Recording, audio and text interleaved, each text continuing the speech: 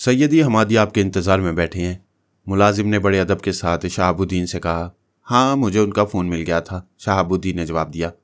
میں گھر پر ان کے فون کے انتظار میں بیٹھا ہوا تھا۔ ملازم نے جلدی سے آگے بڑھ کر اندر داخل ہونے کے لیے دروازہ کھولا اور شہاب الدین اندر داخل ہو گیا۔ ہم دونوں بھی اس کے پیچھے پیچھے اندر چلے گئے۔ باہر والا ملازم تو باہر ہی رک گیا اور ایک اور ملازم شہاب الدین کے ساتھ ہو لیا اور اس کے آگے آگے چلنے لگا۔ ایک طویل برآمدہ طے کر کے سیڑھیاں تھیں۔ ملازم اور شہاب الدین دونوں سیڑھیوں کے اوپر چڑھنے لگے۔ پہلی منزل ایک مختصر سی راہداری کو طے کرنے کے بعد ملازم اور شہاب الدین ایک کمرے کے دروازے کے سامنے جا کر رک گئے۔ ملازم نے بڑی احتیاط کے ساتھ دروازے پر دستک دی۔ اندر سے کسی نے آنے کی اجازت دی۔ ملازم دبے قدموں اندر داخل ہو گیا۔ اس اثناء میں شہاب الدین باہر ہی کھڑا رہا۔ 1 منٹ کے بعد ملازم واپس نکل کر آیا اور اس نے شہاب الدین کو اندر جانے کا اشارہ کیا۔ شہاب الدین اندر داخل ہو گیا اور اس کے ساتھ ہی ہم دونوں بھی اندر چلے گئے۔ اس کمرے کی بھی اندرونی سجاوٹ دیکھنے سے تعلق رکھتی تھی۔ کسی طرح بھی آقائے فریدوں کے ڈرائنگ روم سے کم نہیں تھا۔ ایک صوفے پر ایک دوہرے بدن کا دراز قد شخص بیٹھا ہوا تھا جس کے چہرے پر کھچڑی داڑھی تھی۔ اس وقت وہ کمرے میں بالکل تنہا تھا۔ شہاب الدین نے کمرے میں داخل ہو کر بڑے احترام سے جھک کر اسے سلام کیا۔ ہمارے لیے سمجھنا قطعی مشکل نہیں تھا کہ یہی شخص حمادی ہے۔ بیٹھو شہاب الدین۔ حمادی نے اپنے برابر والے صوفے کی طرف اشارہ کرتے ہوئے شہاب الدین سے کہا۔ کہو، کیا خبریں ہیں؟ جواد نے تمہیں خاص طور پر کیوں طلب کیا تھا؟ بس کچھ عجیب و غریب واقعات درپیش آ گئے ہیں، شہاب الدین نے تمہید گانٹتے ہوئے کہا۔ کچھ عجیب ہی قسم کا چکر چل گیا ان لوگوں کے ساتھ۔ ہاں، مجھے یہاں تک تو معلوم ہو چکا ہے کہ آقائے فریدوں اور الیاس دونوں کو کسی نامعلوم شخص نے، غالباً کوئی عورت ہے، بری طرح زخمی کر دیا ہے۔ ان کے چہروں کا گوشت ادھیڑ کر رکھ دیا ہے۔ دونوں ہسپتال میں داخل ہیں اور شاید 2-1 دن کے بعد ان کی چھٹی ہو جائے گی، لیکن انہیں اپنے چہروں کو دوبارہ اپنی اصلی حالت پر لانے کی غرض سے پلاسٹک سرجری کرانا پڑے گی، حمادی نے کہا۔ لیکن اس سے زیادہ تفصیلات کا علم مجھے اب تک نہیں ہو سکا۔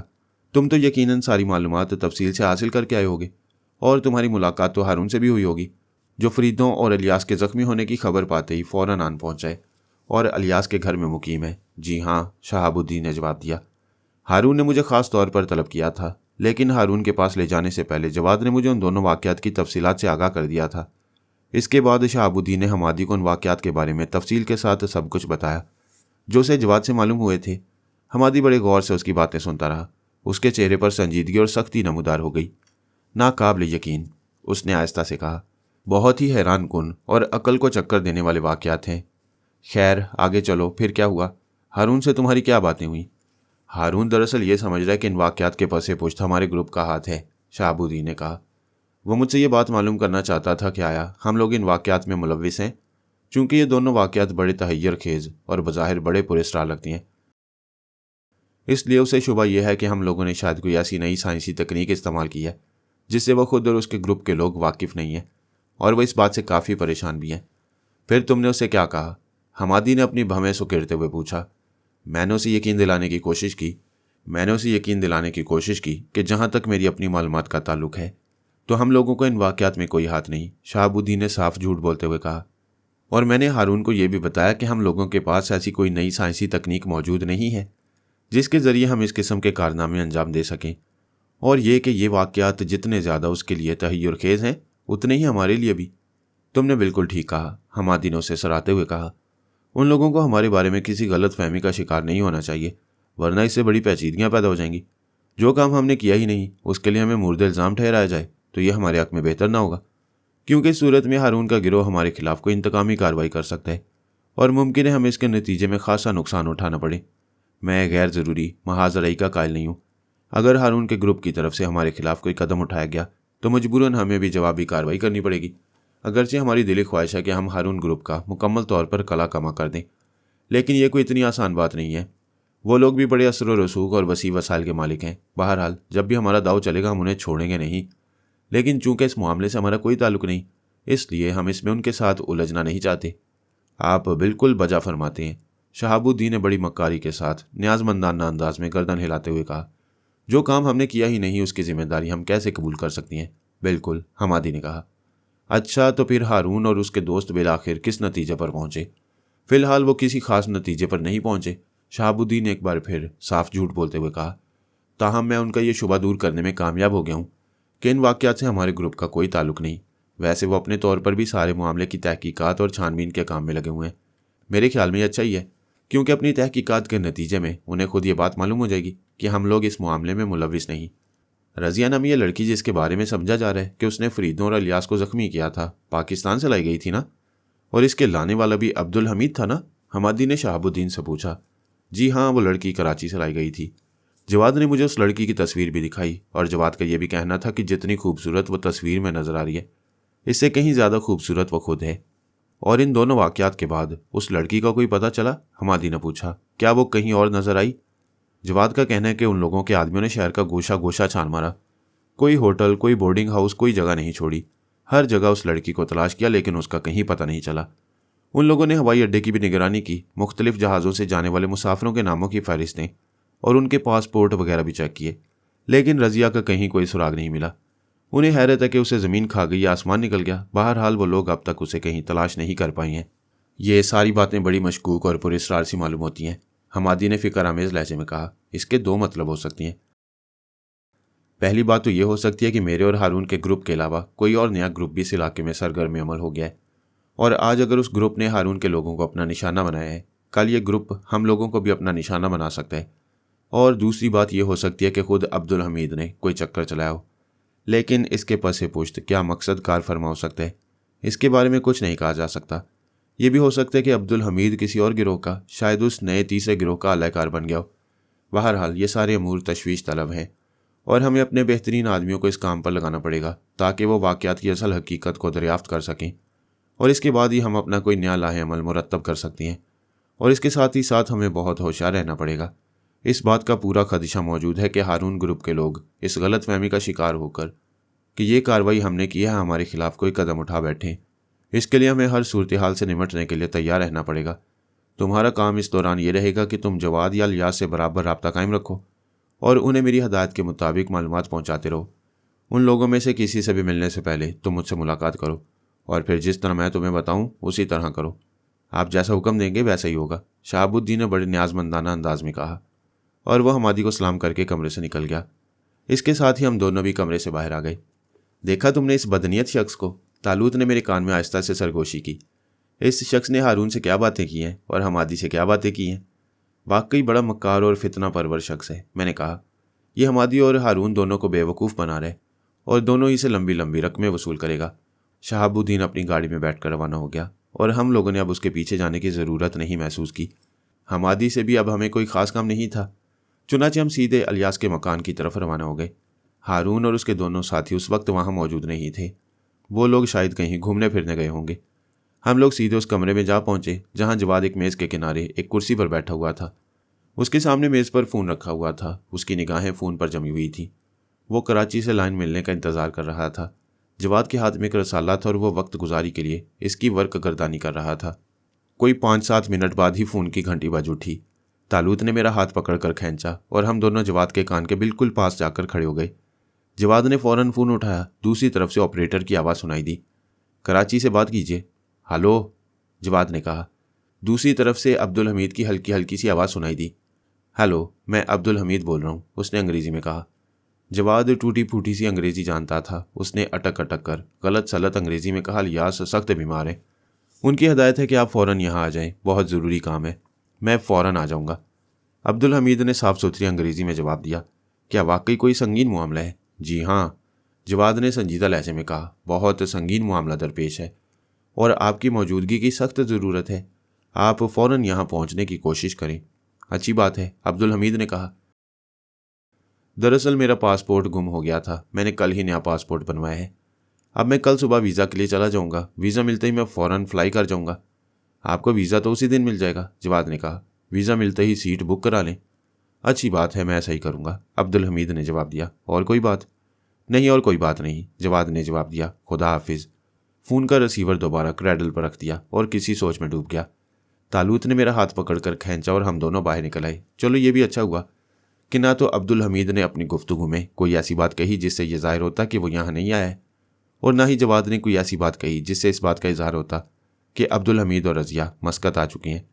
اس لیے اب اصل لطف اس وقت آئے گا جب قبلہ عبدالحمید صاحب یہاں تشریف لائیں گے اور ان لوگوں سے ان کی گفتگو ہوگی۔ واقعی وہ دلچسپ منظر ہوگا، میں نے جواب دیا۔ اچھا، اب کیا پروگرام ہے؟ فی الحال ہوٹل واپس جانے کے علاوہ اور کوئی پروگرام نہیں ہے، طالوت نے کہا۔ अगले दिन सुबह का नाश्ता करने के बाद तालूत ने कहा, डॉक्टरों के कहने के मुताबिक फरीदों और इलियास को आज अस्पताल से छुट्टी हो जाएगी। हम अब ज़रा अस्पताल का रुख करेंगे और देखेंगे वहाँ क्या सूरत हाल है। हम दोनों होटल से बाहर निकले और मुनासिब सी जगह देखकर मख्फी हो गए। मख्फी होने के बाद हम सीधे अस्पताल पहुंचे और इलियास के कमरे में दाखिल हो गए। उस वक्त वहाँ कई डॉक्टर मौजूद थे, जवाद भी मौजूद था, लेकिन हारून और उसके साथी मौजूद नहीं थे। हम लोगों की नज़रों के सामने ही एक सीनियर नर्स ने इलियास के चेहरे की पट्टियाँ खोल दी। मैं इलियास का चेहरा देखकर लरस कर रह गया। जगह जगह से गोश्त अंदर बैठ गया था और बाज़ जगहों पर गोश्त फोड़ों की तरह ऊपर उभरा हुआ था और कई जगहों पर गोश्त के छोटे छोटे लौथड़े लटक रहे थे। तमाम जगहों पर टांके लगाने के बावजूद उसका चेहरा बुरी तरह मस्क हो चुका था। मैंने आहिस्ता से तालूत का हाथ दबाया और उसके कान में चुपके से कहा, इस कमबख्त की तो शक्ल ही का सत्यानाश हो गया है। वाकई डॉक्टर ठीक कहते हैं, प्लास्टिक सर्जरी के बगैर इसका नक्शा दुरुस्त होना नामुमकिन है। मेरा ख्याल है कि अब्दुल हमीद जब कराची आएगा तो उसे इलियास के पहचानने में भी खासी दिक्कत होगी। वो पहली नज़र में तो उसे हरगिज़ नहीं पहचान पाएगा, तालूत ने आहिस्ता से कहा। नर्स ने इलियास के चेहरे के जख्मों को दवा में भीगी हुई रुई से साफ किया। डॉक्टर खामोशी से देखते रहे। पट्टियां बांधने की ज़रूरत नहीं है, एक बूढ़े से डॉक्टर ने नर्स से मुखातिब होकर कहा। दवाई लगाने के बाद रुई रख कर टेप लगा दो। नर्स ने इस बात में गर्दन हिलाई और खामोशी से अपना काम करने लगी। सैयदी इलियास, बूढ़े डॉक्टर ने इलियास से मुखातिब होकर कहा, अब आप घर जा सकती हैं। अब अस्पताल में मज़ीद क़याम की आपको कोई ज़रूरत नहीं। अलबत्ता आज से ठीक 4 दिन बाद आप ड्रेसिंग के लिए आ जाइएगा। इस दौरान ड्रेसिंग की कोई ज़रूरत नहीं है। अलबत्ता आप आराम करें, मैं कुछ दवाएं और कैप्सूल आपको लिख कर दे रहा हूँ, उनका इस्तेमाल बराबर जारी रखिएगा। जब आपके ज़ख्म पूरी तरह भर जाएंगे फिर आप प्लास्टिक सर्जरी के ज़रिए अपने चेहरे को ठीक करवा सकती हैं। आकाए फरीदों का क्या हाल है डॉक्टर साहब? इलियास ने पूछा। मैंने उन्हें भी आज छुट्टी दे दी है, डॉक्टर ने कहा। उसके चेहरे की हालत आपसे ज़्यादा ख़राब है और उन्हें ज़्यादा एहतियात की ज़रूरत है। उनको भी मैंने यही मशवरा दिया है कि ज़ख्मों के मुकम्मल मुंदमिल होने के बाद वो अपने चेहरे की प्लास्टिक सर्जरी करवा लें। क्या आपको यकीन है डॉक्टर साहब कि प्लास्टिक सर्जरी के बाद हमारे चेहरे अपनी अपनी हालतों पर वापस आ जाएंगे? इलियास ने पूछा। मुझे इस बात का पूरा यकीन है, डॉक्टर ने जवाब दिया, लेकिन इसके लिए आपको बाहर जाना पड़ेगा। यहाँ हमारे पास इतने इंतजामात नहीं हैं कि हम इतना अहम काम अंजाम दे सकें। आप लोगों का बहुत बहुत शुक्रिया डॉक्टर साहब, इलियास ने कहा। तो अब मैं जा सकता हूँ? हाँ, आप जा सकती हैं, डॉक्टर ने दवाओं का नुस्खा इलियास को थमाते हुए कहा। इसके बाद जवाद ने वो थोड़ा बहुत ज़ाती सामान जो कमरे में मौजूद था प्लास्टिक के एक बड़े से थैले में डाला जिसे वो अपने साथ लाया था, और वो और इलियास दोनों कमरे से बाहर निकल गए। तकरीबन 30 मिनट के सफ़र के बाद इलियास का घर आ गया और गाड़ी अंदर दाखिल हो गई। जवाद ने गाड़ी अंदर ले जाकर पोर्च में रोक दी और इलियास नीचे उतर आया। इलियास की गाड़ी को अंदर आता देखकर कई मुलाजिम इधर उधर से भागते हुए आ गए थे और वो और जवाद एक तवील राहदारी को तय करते हुए उस कमरे की तरफ बढ़ने लगे जिसमें हारून अपने साथियों के साथ ठहरा हुआ था। कमरे का दरवाज़ा खुला था और एक मुलाजिम दरवाजे के बाहर कुर्सी पर बैठा हुआ था। इलियास और जवाद को देखते ही वो फ़ौरन अपनी जगह से उठ खड़ा हुआ। उसने गर्दन खम करके दोनों को सलाम किया। इलियास और जवाद ने सर के इशारों से उसके सलाम का जवाब दिया और कमरे के अंदर दाखिल हो गए। हारून ने मुस्कुराकर इलियास का खैर मकदम करते हुए कहा, मुझे बड़ी खुशी है कि तुम बिलाखिर अस्पताल से रुखसत होकर घर आ ही गए। जी हाँ, इलियास ने एक फीकी मुस्कुराहट के साथ कहा, एक मस्कशुदा और बिगड़े हुए चेहरे के साथ। परेशान होने की कोई बात नहीं है मेरे दोस्त, हारून ने उसे तसल्ली देते हुए कहा। सब कुछ ठीक हो जाएगा, तुम प्लास्टिक सर्जरी करा लेना। मैं तुम्हें खुद अपने साथ लंदन, न्यूयॉर्क या जहाँ कहीं तुम चाहो ले जाऊँगा। पैसों की कोई फिक्र करने की ज़रूरत नहीं है। असल बात यह है कि तुम्हारा चेहरा ठीक हो जाए और अपनी असल हालत पर आ जाए। मैं इस बारे में तुम्हारे डॉक्टरों से तफसीली बात कर चुका हूँ और उन्होंने मुझे बताया है कि तुम्हारा चेहरा बिल्कुल ठीक हो जाएगा। मुझे भी डॉक्टरों ने इस बात का यकीन दिलाया है, इलियास ने फीकी मुस्कुराहट के साथ कहा। अच्छा, अब तुम ऊपर चले जाओ और आराम करो, हारून ने उससे कहा। शाम को इसी कमरे में तुमसे मुलाकात होगी, हम चाय इकट्ठे पियेंगे और फिर उसी वक्त तुमसे तफसीली बात होगी। इस वक्त तो तुम्हारी बीवी बेचैनी से तुम्हारी मुंतज़िर है। कई बार मुलाजमा ऊपर से नीचे आकर तुम्हारी आमद के बारे में पूछ चुकी है। जैसे आपकी मर्जी बॉस, इलियास ने कहा। लेकिन सच पूछिए तो मुझे अपना यह भयानक चेहरा लिए अपनी बीवी के पास जाते हुए डर लगता है। उस बेचारी के तो वहम गुमान में भी नहीं होगा कि मैं इस कदर बदशक्ल हो गया हूँ। मुझे इस हाल में देखकर उसकी तो चीख निकल जाएगी। तुम अपनी क्या बात करते हो दोस्त, हारून ने उसे दिलासा देते हुए कहा। ज़रा आकाए फरीदों के बारे में सोचो, तुम्हारा चेहरा उसके चेहरे के मुकाबले में 1000 दर्जे बेहतर है। उसके चेहरे पर गढ़ों और लटकते हुए गोश्त के टुकड़ों के अलावा और कुछ बाकी ही नहीं रहा। वो बेचारा वाकई हमदर्दी का मुस्तहिक है, इलियास ने आहिस्ता से कहा। वो हमदर्दी का मुस्तहिक हो या ना हो, हारून ने मुस्कुराते हुए कहा, لیکن ہم ضرور ہمدردی کے مستحق ہیں، کیونکہ ان دونوں واقعات کے بعد ایک تو ہمارے ہاتھ سے ہمارا ایک پرانا اور بے حد قیمتی گاہک نکل گیا، اور دوسری یہ کہ اس چکر میں ہماری مارکیٹ بھی خراب ہو گئی۔ بھلا تم خود ہی سوچو، ان دونوں واقعات کے پیش آنے کے بعد ہمیں کون اہم کام سپرد کرے گا؟ کس کو اس بات کا شوق ہے کہ بھوتنی اور چڑیلوں سے اپنے چہروں کی درگت بنواتا پھرے؟ نہیں میرے بھائی، یہ بہت سنگین مسئلہ ہے، اس کا تعلق ہماری بقا سے ہے، اور ہمیں اس کے حل کے لیے فوری طور پر کوئی نہ کوئی قدم اٹھانا پڑے گا۔ تم تو ہسپتال سے آ ہی گئے ہو، اب مجھے صرف ایک آدمی کا اور انتظار ہے، اور وہ شخص ہے کراچی کا عبدالحمید، جو ایک آدھ روز میں پہنچنے ہی والا ہے۔ اچھا، بقیہ باتیں ہم شام کو کریں گے، بہتر ہے، الیاس نے کہا اور جانے کے لیے اٹھ کھڑا ہوا۔ وہ ڈرائنگ روم سے نکل کر باہر جینے کی طرف بڑھ گیا۔ اس کے جانے کے بعد ہارون آرام سے بستر پر لیٹ گیا۔ تالوت نے میرا ہاتھ پکڑ کر کھینچا اور ہم دونوں کمرے سے باہر نکل آئے۔ اب یہ لوگ آرام کریں گے، تالوت نے مجھ سے کہا، فی الحال یہاں ہمارا کوئی کام نہیں۔ ہم دونوں ہوٹل واپس آ گئے۔ ہم نے لباس وغیرہ تبدیل کر کے کھانا منگوایا اور کھانا کھانے کے بعد لیٹ کر سو گئے۔ دوبارہ جب ہماری آنکھ کھلی تو دن ڈھل رہا تھا۔ ہم لوگ جلدی سے تیار ہو کر الیاس کے گھر کی جانب روانہ ہو گئے۔ اس وقت ڈرائنگ روم کا دروازہ بند تھا اور وہی ملازم دروازے کے باہر بیٹھا ہوا تھا۔ تالوت نے دروازے کو ہاتھ لگایا، وہ اندر سے مکفل نہیں تھا اس لیے کھل گیا، اور ہم دونوں فوراً اندر داخل ہو گئے۔ کمرے میں ہارون اور الیاس کے علاوہ جواد اور الیاس کے دونوں باڈی گارڈز موجود تھے۔ یہ دروازہ شاید ہوا سے کھل گیا ہے، الیاس نے جواد کی طرف دیکھتے ہوئے کہا۔ جواد اس کا مطلب سمجھ گیا اور اس نے اٹھ کر دروازے کے اندر سے چٹکنی لگا دی۔ اس کے بعد وہ دوبارہ ان لوگوں کے ساتھ آ بیٹھا۔ سنو الیاس، ہارون کہہ رہا تھا، جب عبدالحمید یہاں آ جائے تو تم اسے فوراً یہ مت بتانا کہ رضیہ نے تمہارے اور فریدوں کے ساتھ کیا کیا ہے۔ عبدالحمید تمہارے چہرے کو دیکھتے ہی یقیناً یہ سوال کرے گا کہ تمہیں کیا ہوا ہے۔ اس کے جواب میں تم یہ کہہ سکتے ہو کہ مخالف گروپ کے لوگوں نے تمہارے چہرے پر تیزاب پھینک کر تمہیں اندھا اور بدشکل بنانے کی کوشش کی تھی، لیکن تم اندھے ہونے سے بال بال بچ گئے۔ البتہ تمہارا چہرہ ضرور مسخ ہو گیا، جسے تم پلاسٹک سرجری کے ذریعے ٹھیک کرانے کا ارادہ رکھتے ہو۔ اس کے بعد تم اسے رضیہ کے بارے میں زیادہ سے زیادہ تفصیلات معلوم کرنے کی کوشش کرنا۔ وہ تو ٹھیک ہے باس، الیاس نے کچھ سوچتے ہوئے کہا، لیکن میں اسے یہ بات کس طرح کہہ سکتا ہوں کہ میرے چہرے کی خرابی دشمنوں کی طرف سے تیزاب پھینکے جانے کا نتیجہ ہے؟ اس سے کسی نہ کسی ذریعے سے تو یہ اطلاع مل ہی جائے گی کہ یہ کسی عورت کی حرکت ہے، کیونکہ اب تو بہت سے لوگ واقف ہو چکے ہیں، اور بے شمار لوگوں کو اس بات کا بھی پتہ ہے کہ آقا فریدوں کے ساتھ بھی یہی واقعہ پیش آئے۔ میں تم سے یہ نہیں کہہ رہا ہوں کہ تم اس بات کو عبدالحمید سے مستقل چھپاؤ کہ تمہارے اور فریدوں کے چہرے کو خراب کرنے والی رضیہ ہے، ہارون نے کہا۔ میرے کہنے کا مقصد صرف اتنا ہے کہ تم اسے فوری طور پر یہ بات مت بتاؤ۔ مجھے صرف تھوڑی دیر کے لیے اس کے چہرے کے تاثرات کا اندازہ لگانا ہے، اس کے بعد تم اسے اصل حقیقت بتا سکتے ہو، لیکن یہ حقیقت تم اسے صرف اس وقت بتاؤ گے جب وہ رضیہ کے بارے میں تفصیلی رپورٹ مہیا کر دے۔ تم اسے یہ کہو گے کہ وہ فوراً ہی بلا کسی تاخیر کے اپنی رپورٹ لکھنے بیٹھ جائے اور چند گھنٹوں کے اندر اندر رپورٹ تیار کر دے۔ اس کے بعد تم اسے رضیہ کے بارے میں سب کچھ بتا سکتے ہو۔ ٹھیک ہے باس، الیاس نے جواب دیا، میں ایسا ہی کروں گا۔ اب آپ یہ بتائیے کہ آپ نے حمادی کے بارے میں کیا سوچا ہے، اور آپ کی وہ تجویز کیا ہے جس کا اظہار آپ پہلے کر چکے ہیں؟ اس تجویز میں ہمیں شہاب الدین کی مدد کی ضرورت ہے، ہارون نے کہا، اور شہاب الدین کو بھی بڑی چالاکی اور ہوشیاری کے ساتھ اس تجویز کو عملی جامہ پہنانا ہوگا۔ اس کی ذرا سی غلطی سے کام بگڑ سکتا ہے اور اس کی اپنی جان بھی جا سکتی ہے۔ خیر، مجھے اس کی جان کی تو کوئی پرواہ نہیں، لیکن اصل بات یہ ہے کہ تجویز پر ٹھیک سے عمل درآمد ہو اور حمادی جہنم رسید ہو جائے۔ لیکن آپ نے تجویز کے بارے میں تو کچھ بتایا ہی نہیں، الیاس نے دوبارہ کہا۔ میں نے ایک بہت خصوصی قسم کا ٹائم بم منگوایا ہے، ہارون نے اپنی بات کو بہت نیچا کرتے ہوئے کہا۔ یہ خصوصی ٹائم بم پیرس کے ایک سائنسدان نے بھاری رقم لے کر میرے لیے تیار کیا ہے۔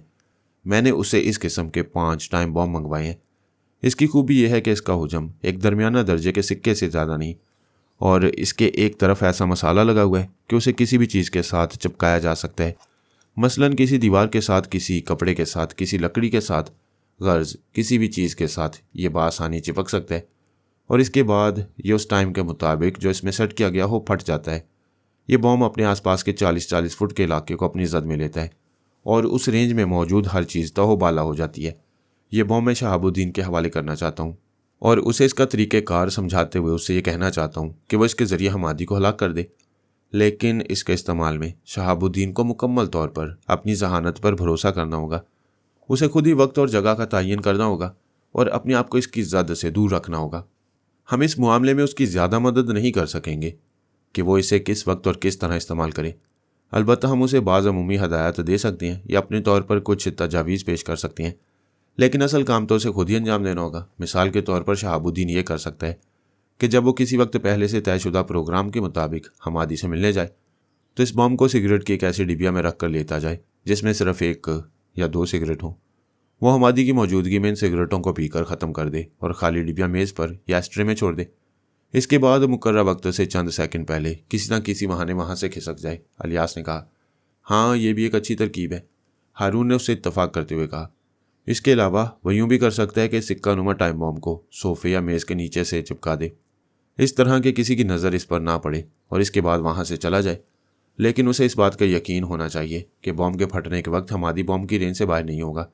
یہ بہت اہم بات ہے۔ اس کے لیے ساری منصوبہ بندی شہاب الدین کو خود ہی کرنی ہوگی، اور اگر وہ ایک بار کوشش میں ناکام ہو گیا تو؟ الیاس نے پوچھا۔ تو اس کے بعد 2 ہی صورتیں ہیں، ہارون نے اطمینان سے جواب دیا۔ اگر حمادی اور اس کے لوگوں کو اس بات کا اندازہ ہو گیا کہ یہ پھٹنے والا بم شہاب الدین نے وہاں رکھا تھا تو وہ اس کی تکہ بوٹی کر دیں گے۔ لیکن اگر انہیں شہاب الدین پر شبہ نہیں ہوا اور وہ بدستور اسے اپنا آدمی سمجھتے رہے تو پھر ہم اس کو ایک موقع اور دیں گے۔ کیا یہ ٹائم بم آپ کے پاس موجود ہیں؟ الیاس نے پوچھا۔ ہاں میرے پاس موجود ہیں اور میں تمہیں دکھا بھی سکتا ہوں، ہارون نے مسکراتے ہوئے کہا، اور جیکب سے کہا کہ الماری میں سے اس کا بریف کیس نکال کر لائے۔ جیکب الماری میں سے ہارون کا بریف کیس اٹھا لایا اور اسے ہارون کے حوالے کر دیا۔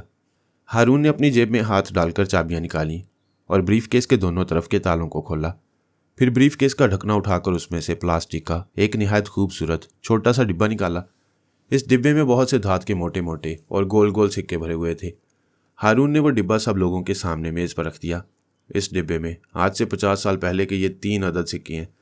ہارون نے مسکرا کر اپنے ساتھیوں کی طرف دیکھتے ہوئے کہا، یہ سارے کے سارے ایک ہی مالیت کے سکے ہیں اور اس لیے ان کی جسامت اور شکلیں ایک ہی جیسی ہیں۔ ان میں آپس میں فرق نہیں ہے، کوئی سکہ دوسرے سکے سے ذرا بھی مختلف نہیں۔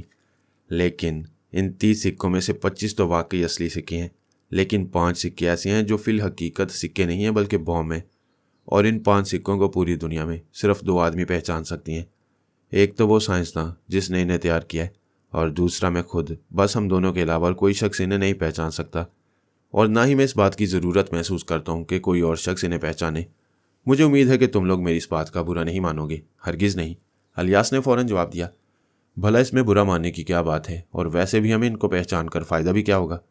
بس آپ اس بات کا خیال رکھیے گا کہ شہاب الدین کو اصلی سکہ دینے کی بجائے نقلی سکہ نہ دے دیجیے گا جو اس کی ساری محنت برباد ہو جائے۔ الیاس مسکرایا۔ نہیں، ایسا نہیں ہوگا، ہارون نے بھی مسکراتے ہوئے کہا۔ میں نے ان 5 سکوں کی شناخت کی ایسی نشانیاں مقرر کر رکھی ہیں جو میرے علاوہ اور کوئی نہیں جانتا، اور جن کے سلسلے میں مجھ سے کوئی غلطی بھی نہیں ہو سکتی۔ تو آپ شہاب الدین کو یہ بات تو نہیں بتائیں گے کہ آپ کے پاس اس قسم کے بموں کی کتنی تعداد موجود ہے؟ جواد نے پوچھا۔ ہرگز نہیں، ہارون نے سختی سے جواب دیا۔ شہاب الدین کو یہ ساری بات بتانے کی کوئی ضرورت نہیں، بلکہ اسے تو یہ بھی ہم نہیں بتائیں گے کہ ہمارے پاس ایسے 1 سے زیادہ بم موجود ہیں، اور اگر ایک بم کے استعمال میں وہ مطلوبہ مقصد حاصل نہ کر سکا تو ہم اسے دوسرا بم بھی فراہم کر سکتے ہیں۔ اسے تو یہی تاثر دینا ہوگا کہ ہمارے پاس ایسا صرف 1 بم موجود ہے۔ بالکل صحیح بات ہے، الیاس نے کہا، لیکن ابھی شہاب الدین سے اس معاملے میں گفتگو کرنے کی کوئی ضرورت نہیں۔ ہارون نے پلاسٹک کے ڈبے کو بند کر کے اپنے بریف کیس میں دوبارہ رکھتے ہوئے کہا، ہم اپنے پروگرام کو آخری شکل صرف اس وقت دیں گے جب عبدالحمید کراچی سے آ جائے گا اور اس کے ساتھ ہماری بات ہو جائے گی۔ اس دوران تم شہاب الدین سے ملنا ضرور، لیکن اس سے اس منصوبے کے بارے میں کوئی گفتگو نہ کرنا، ٹھیک ہے؟ الیاس نے کہا۔ اس گفتگو کے بعد 2 دن بغیر کسی خاص واقعے کے گزر گئے۔ بالآخر تیسرے دن طالوت نے مجھے اطلاع دی کہ اسے خبر مل گئی ہے کہ عبدالحمید کا جہاز 1 گھنٹے کے بعد ہوائی جہاز پر اترنے والا ہے۔ اس وقت ہم دونوں اپنے ہوٹل میں ناشتہ کر رہے تھے۔ ابھی کافی وقت ہے، طالوت نے کہا۔ اطمینان سے ناشتہ کر لیں، اس کے بعد ہم سیدھے الیاس کے گھر کا رخ کریں گے، اور ایک نہایت دلچسپ اور عجیب و غریب تماشا ہمارا منتظر ہوگا، میں نے ہنستے ہوئے کہا۔ اصل مزہ تو اسی میں ہے کہ ان موذیوں میں آپس میں چپکلش ہو اور یہ ایک دوسرے کے خون کے پیاسے ہو کر ایک دوسرے کی جان کے درپے ہو جائیں۔ مجھے تو بیچاری رضیہ اور اس کے گھر والے بہت یاد آ رہے ہیں، میں نے کہا۔ میں اس حسین و جمیل لڑکی کی وہ مرجھائی ہوئی شکل اور اس کے ماں اور باپ کے افسردہ چہروں کو کبھی نہیں بھول سکتا جو میں نے کراچی کے ایئرپورٹ پر دیکھے تھے۔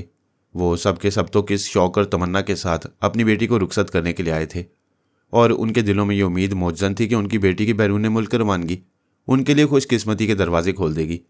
لیکن افسوس کہ انہیں بے نیل و مرام واپس جانا پڑا، اور ان کی بیٹی اگر واقعی عبدالحمید کے ساتھ جہاز میں بیٹھ کر بیرون ملک روانہ ہو جاتی تو کیا ہوتا؟ طالوت نے مسکراتے ہوئے پوچھا۔ تو پھر تو وہ بیچارے سچ مچ زندہ درگور ہو جاتے، میں نے جواب دیا۔ ان کے اس معمولی سے غم کی اس کے مقابلے میں کوئی حیثیت نہیں جو انہیں رضیہ کی روانگی کی صورت میں برداشت کرنا پڑتا، طالوت نے کہا۔ ناشتے سے فارغ ہونے کے بعد ہم دونوں نے اطمینان سے اپنا لباس تبدیل کیا۔ تقریباً 40 منٹ کے بعد ہم مخفی حالت میں الیاس کے گھر میں موجود تھے۔ ہم دونوں اسی کمرے میں پہنچے جس میں ہارون اپنے دونوں ساتھیوں کے ساتھ ٹھہرا ہوا تھا۔ اس وقت ہارون اور اس کے دونوں ساتھی وہاں موجود تھے، لیکن وہ شاید کہیں باہر جانے کی تیاری کر رہے تھے۔ الیاس اور جواد بھی موجود تھے، اور جواد گاڑی کی چابیاں ہاتھ میں لیے انہیں گھما رہا تھا۔ عبدالحمید کی کوئی خیر خبر ہے؟ ہارون نے الیاس سے پوچھا۔ ابھی تک مجھے اس کی جانب سے کوئی اطلاع نہیں ملی ہے، الیاس نے جواب دیا، لیکن مجھے یقین ہے کہ وہ ایک آدھ روز میں بس آنے ہی والا ہوگا۔ اس کا آنا بہت ضروری ہے، ہارون نے فکرمند لہجے میں کہا۔ اس کے آئے بغیر ہمارا اصل کام آگے نہیں بڑھ سکتا۔ کل رات کو شہاب الدین سے ملاقات ہوئی تھی، الیاس نے ہارون سے مخاطب ہو کر کہا۔ وہ یہاں آیا تھا، آپ اس وقت باہر گئے ہوئے تھے۔ اس کا کہنا ہے کہ فی الحال ہمادی کے محاذ پر مکمل خاموشی ہے، اور وہ لوگ ہماری سرگرمیوں اور ہمارے رد عمل کا گہری نظر سے جائزہ لے رہے ہیں۔ ان کے جاسوس باقاعدگی کے ساتھ میری اور آپ کی سرگرمیوں کی نگرانی کر رہے ہیں۔ ٹھیک ہے، انہیں کرنے دو، ہارون نے بے پرواہی سے جواب دیا۔ ہم لوگ اپنی طرف سے پورے محتاط ہیں۔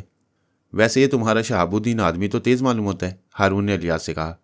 شہاب الدین واقعی ایک ہوشیار آدمی ہے، الیاس نے جواب دیا۔ میں ان کی گفتگو سن کر دل ہی دل میں ہنس رہا تھا اور یہ سوچ رہا تھا کہ شہاب الدین نے یہاں کس قدر گہرا رنگ جمایا ہوا ہے۔ اچھا، اب میں ذرا چلوں گا، کچھ دوستوں سے ملنا ہے۔ ابھی ہارون نے اپنی بات ختم ہی کی تھی کہ باہر بیٹھنے والا ملازم کمرے کے اندر داخل ہوا۔ اس نے ادب سے جھک کر الیاس کو مخاطب کرتے ہوئے کہا، کراچی سے السیدی عبدالحمید تشریف لائے ہیں۔ او، عبدالحمید؟ ہارون کے منہ سے نکلا۔ بلاؤ بلاؤ، فوراً بلاؤ، انہیں فوراً یہاں لے آؤ، الیاس نے جلدی سے کہا، اور ملازم ادب سے گردن ہلا کر واپس چلا گیا۔ 1 منٹ کے بعد عبدالحمید کمرے کے اندر داخل ہوا۔ ملازم اس کا سوٹ کیس لیے ہوئے پیچھے پیچھے آ رہا تھا۔ عبدالحمید ہارون کو وہاں دیکھ کر ایک دم اٹینشن ہو گیا، اور اس نے بڑے احترام کے ساتھ پہلے ہارون کو اور بعد میں الیاس کو سلام کیا۔ الیاس کے چہرے پر نظر ڈالتے ہی عبدالحمید ششدر رہ گیا۔ ارے الیاس، عبدالحمید نے تشویشناک لہجے میں پوچھا، یہ تمہارے چہرے کو کیا ہو گیا؟ اب گفتگو انگریزی میں ہو رہی تھی، اس لیے طالوت کو ترجمانی کے فرائض انجام دینے کی ضرورت نہیں تھی۔ یہ سب ہمارے دشمنوں کی کارستانی ہے، الیاس نے جواب دیا۔ وہ لوگ مجھے اندھا کرنے اور میرے چہرے کو مسخ کرنا چاہتے تھے، اس غرض سے انہوں نے میرے چہرے پر تیزاب پھینکوایا۔ خداوند یسوع مسیح کا شکر ہے کہ میری آنکھیں بچ گئیں، لیکن چہرے کا ستیاناش ہو گیا۔ خیر کوئی بات نہیں، میں اپنا چہرہ تو پلاسٹک سرجری کے ذریعے ٹھیک کروا لوں گا، لیکن اپنے دشمنوں کو بھی چھوڑوں گا نہیں۔ دراصل اس سارے معاملے کا سب سے زیادہ افسوسناک پہلو یہ ہے کہ ہمیں اپنے دشمنوں کے عزائم کی پہلے سے خبر نہیں ہو سکی۔ الیاس ہارون کی ہدایت کے مطابق بہت محتاط لہجے میں گفتگو کر رہا تھا۔ آرام سے بیٹھ جاؤ عبدالحمید، الیاس نے کہا۔ تمہیں شاید اس بات پر تعجب ہو رہا ہوگا کہ تمہارے یہاں سے جانے کے چند ہی روز بعد ہمیں ایسی کیا ضرورت پڑ گئی کہ تمہیں فوراً دوبارہ واپس بلوایا۔ دراصل اس کی ایک خاص وجہ ہے، باس تمہارے سامنے موجود ہیں۔ باس کا حکم ہے کہ تم اس لڑکی رضیہ کے بارے میں فوراً ہی ایک مکمل اور تفصیلی رپورٹ لکھ کر تیار کرو جسے تم اپنے ساتھ لے کر یہاں آئے تھے۔ تم رضیہ کے بارے میں وہ تمام باتیں، چھوٹی سے چھوٹی باتیں بھی لکھ دو جو تم جانتے ہو۔ میں تمہارا مطلب بالکل نہیں سمجھا الیاس، عبدالحمید نے حیرت سے آنکھیں پھاڑ کر اسے دیکھتے ہوئے کہا۔ میں اور رضیہ کو لے کر یہاں آیا تھا، یہ تم کیا کہہ رہے ہو؟ میں تو آج پورے 6 ماہ کے بعد یہاں آیا ہوں، اور وہ بھی تنہا، تمہارے بلاوے پر۔ میں رضیہ کو یہاں لے کر کب آیا تھا؟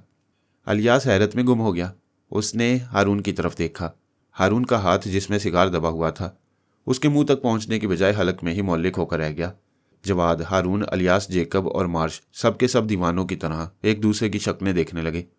تم کوئی خواب دیکھ رہے ہو یا تمہارے دماغ میں کوئی فطور آ گیا ہے؟ الیاس نے سختی کے ساتھ عبدالحمید سے کہا۔ کیا تم اس بات سے انکار کر رہے ہو کہ آج سے ٹھیک 6 دن پہلے تم رضیہ کو کراچی سے لے کر یہاں آئے تھے؟ اسی مکان میں تم نے قیام کیا تھا اور رضیہ میری بیوی کے ساتھ بالائی منزل میں ٹھہری تھی۔ تم نے کہا تھا کہ تمہیں فوراً ہی کراچی واپس جانا ہے کیونکہ تمہاری بیوی بیمار ہے، اور دوسرے دن صبح تم رضیہ کے عوض مجھ سے طے شدہ رقم لے کر کراچی روانہ ہو گئے تھے، بلکہ میرا ڈرائیور ہی تمہیں ایئرپورٹ تک پہنچا کر آیا تھا۔ کیا تم ان ساری باتوں سے انکار کر رہے ہو؟ یہی سوال میں تم سے پوچھنا چاہتا ہوں الیاس، کہ تم خواب دیکھ رہے ہو یا تمہارے دماغ میں کوئی فطور واقع ہو گیا ہے؟ عبدالحمید نے جھلا کر کہا۔ میں تو وہاں کراچی میں اپنی پریشانیوں اور الجھنوں میں گرفتار تھا، اور تم کہہ رہے ہو کہ میں رضیہ کو لے کر یہاں آیا تھا۔ عجیب بات ہے، میں رضیہ کو لے کر کراچی ایئرپورٹ تک پہنچا تھا، اور مجھے اچھی طرح یاد تھا کہ میں نے اپنے اور رضیہ کے سفر کے تمام ضروری کاغذات اپنے بریف کیس میں اپنے ہاتھ سے رکھے ہیں، لیکن ایئرپورٹ پر پہنچنے کے بعد جب میں نے بریف کیس کو کھولا تو اس میں سے سارے کاغذات غائب تھے۔ میری عقل چکرا کر رہ گئی۔ मैं उसी वक्त दोबारा वापस घर गया और मैंने अपने कमरे में कागजात को तलाश किया, लेकिन कागजात कहीं नहीं मिले। मैं दोबारा एयरपोर्ट वापस आया और मैंने रज़िया को यह कहकर उसके घर भेज दिया कि अब हमारा सफ़र कुछ दिनों के लिए मुलतवी हो जाएगा। और फिर एक अजीबोगरीब वाक़या पेश आया। जब मैं दोबारा घर वापस आया तो मुझे अपने बिस्तर पर अपना ब्रीफकेस रखा हुआ नजर आया और उसमें सारे कागजात मौजूद थे। मुझे यकीन नहीं आ रहा था कि जो कुछ मैं देख रहा हूँ वो सच है। लेकिन सुबह को जब मैंने ब्रीफकेस को अलमारी से निकाला, जिसे मैंने रात को बड़ी एहतियात के साथ अलमारी में रखकर ताला लगा दिया था, तो मेरी हैरत की इंतहा न रही जब मैंने देखा कि ब्रीफकेस एक बार फिर बिल्कुल खाली था। सारे कागजात दोबारा गायब हो चुके थे। इस सूरत हाल ने मुझे सख्त चक्कर में डाल दिया और मैं वहशतज़दा हो गया। मुझे यकीन हो गया कि कोई शख्स मेरे खिलाफ कोई जादू वगैरह करा रहा है। मैंने एक आमिल की खिदमत हासिल की और मैं अब तक उस आमिल पर तकरीबन 7,000 रुपये खर्च कर चुका हूँ। वो आमिल अब भी मेरे घर में मौजूद है और अपना अमल जारी रखे हुए है। मैंने तो नया पासपोर्ट बनवाया है और उसमें वीज़ा लगवाया है, ये देखो। अब्दुल हमीद ने जेब से अपना पासपोर्ट निकालकर अलियास के हाथ में थमाते हुए कहा। बहुत खूब, हारून ने पहली बार उन लोगों की गुफ्तगू में मुदाखलत करते हुए कहा। तुमने वाकई बड़ी दिलचस्प हकायत सुनाई है। गोया तुम ये कहना चाहते हो कि जो शख्स रज़िया को लेकर यहाँ आया था वो तुम नहीं थे, बल्कि तुम्हारा भूत था, और तुम्हारे साथ जो औरत आई थी वो रज़िया नहीं थी बल्कि कोई बदरू थी। लेकिन शायद तुम्हें इस बात का एहसास नहीं है कि भूतों और बदरूहों का ज़माना अरसा हुआ बीत चुका है। अब अलिफ लैला के किस्से बहुत पुराने हो चुकी हैं। मैं आपसे बिल्कुल सच कह रहा हूँ बॉस, अब्दुल हमीद ने अपने सर के बाल नोचते हुए कहा। मैं पूरे 6 माह के बाद यहाँ आया हूँ। मैं हरगिज़ चंद रोज़ पहले यहाँ किसी रज़िया को लेकर नहीं आया। ये सरासर बहतान है, ये गलत है। मगर मैं समझने से कासिर हूँ कि आखिर ये सारा किस्सा क्या है। यहाँ कौन आया था, कौन रज़िया को लाया था, मेरी कुछ समझ में नहीं आ रहा। तो फिर वो कौन अब्दुल हमीद था जो रज़िया को लेकर इलियास के पास आया था और रज़िया की पूरी कीमत वसूल करके चला गया? हारून ने कड़वे तेवरों से अब्दुल हमीद को घूरते हुए कहा। मुझे उसके बारे में कुछ नहीं मालूम, अब्दुल हमीद ने जवाब दिया। मैं खुदा और रसूल की कसम खाकर कहता हूँ कि मुझे इस बारे में कुछ नहीं मालूम। सुनो अब्दुल हमीद, हारून ने नरम लहजा इख्तियार करते हुए कहा, गो कि तुम खुदा और रसूल की कसम खाकर ये बात कह रहे हो, लेकिन हमारे लिए बड़ा मुश्किल है कि हम तुम्हारी बात का यकीन करें, क्योंकि जो कुछ यहाँ पेश आया है वो इंतहाई अजीबोगरीब है। मैं अब तुमको असल बात बताता हूँ। ये जो तुम अलियास के चेहरों पर ज़ख्म के भयानक निशानात देख रहे हो, ये उसी औरत रज़िया के लगाए हुए हैं जिसे तुम अपने साथ लेकर आए थे। उसने अलियास को ज़ख्मी करने से पहले आका फरीदों को इसी तरह ज़ख्मी किया, बल्कि आका फरीदों को अलियास के मुकाबले में कहीं ज़्यादा ज़ख्मी किया। उस हसीन व जमील और खूबसूरत औरत ने इन दोनों आदमियों के सामने देखते ही देखते एक खौफनाक से आफाम, बदशक्ल, हैबतनाक और इंतहाई बुढ़िया की शक्ल इख्तियार कर ली और इनके चेहरों और गर्दनों को नोच नोच कर लहू लुहान कर दिया। अलियास, तुम अब्दुल हमीद को सारी वाक़यात तफसील से बता दो। अब इससे कुछ छुपाना बेकार है, क्योंकि ये तो एक बिल्कुल ही नई दास्तान लेकर आया है। हारून की हिदायत पर अलियास ने अब्दुल हमीद को तफसील के साथ सारी बात बता दी। हैरत अंगेज़ और नाकाबिल यकीन, अब्दुल हमीद ने सारी बात सुनने के बाद मुंह फाड़ते हुए अलियास की तरफ देखकर कहा, रज़िया तो कराची में मौजूद है। उस गरीब ने तो शहर से बाहर कदम भी नहीं निकाला। मैंने आज से 3 दिन पहले रज़िया से मुलाकात की थी और उसे बताया था कि मैंने उसके नए पासपोर्ट के लिए दरख्वास्त दाखिल कर दी है और 15 दिन के अंदर अंदर पासपोर्ट बन जाएगा। रज़िया के अलावा मैं खुद भी कराची में ही मौजूद था। मेरी मौजूदगी की तस्दीक करने वाले बहुत से लोग वहाँ मौजूद हैं। आप खुद मेरे साथ चलें, बल्कि मेरे साथ भी ना चलें, मुझे यहाँ किसी कमरे में बंद कर दें और मेरे ऊपर सख्त निगरानी आयद कर दें ताकि मैं कहीं भाग कर ना जा सकूँ और ख़त या फ़ोन के ज़रिए यहाँ या कराची में किसी से भी रब्ता कायम ना कर सकूँ। इसके बाद आप खुद कराची तशरीफ़ ले जाइए। मैं आपको रज़िया का पता दे देता हूँ, अपने घर का पता दे देता हूँ, अपने ऑफिस का पता दे देता हूँ जहाँ 2 आदमी काम करते हैं। मेरे घर में भी 2 मुलाजिम हैं। आप एक अजनबी की तरह सब लोगों से मेरे बारे में पूछ सकती हैं। आप जिस तरह चाहें मेरी बातों की तस्दीक कर सकती हैं।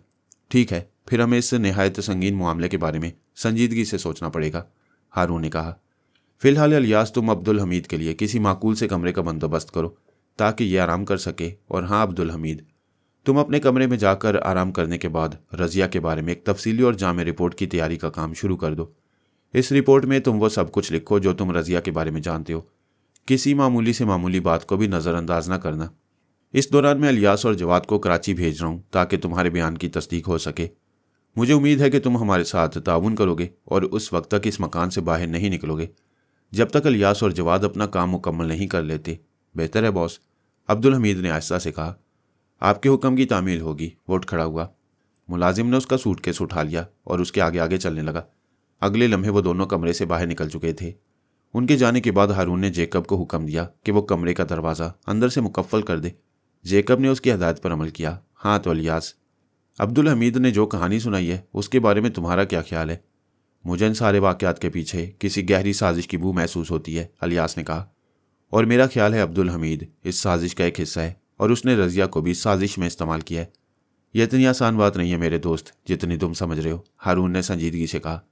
भला सोचो तो, यह क्यों कर मुमकिन है कि अब्दुल हमीद रज़िया को साथ लेकर यहाँ आए, तुम्हारे घर ठहरे, रज़िया भी तुम्हारे घर क़याम करे, दूसरे दिन अब्दुल हमीद तुमसे रुखसत हो जाए और तुम रज़िया को खुद लेकर आकाए फरीदों के हवाले कर दो। तुम्हारे घर के तमाम लोग, माँ तुम्हारी बीवी भी रज़िया को देखे, उससे मिले, और इसके बाद अब्दुल हमीद इस बात से इनकार कर दे कि वो रज़िया के साथ यहाँ आया था। ना तो हमादी ही इतना बेवकूफ़ है और ना ही अब्दुल हमीद इतना अहमक है कि इस कदर बड़ा झूठ इतनी आसानी से बोल जाए। मैं ये बात तो तस्लीम करता हूँ कि ये एक बहुत गहरी साजिश है जिसका मकसद हमें चक्कर में डालना और हमारे जहनों को परागंदा करना है। लेकिन मेरे लिए इस बात को तस्लीम करना मुश्किल है कि असली अब्दुल हमीद और असली रज़िया इस साजिश का एक हिस्सा है।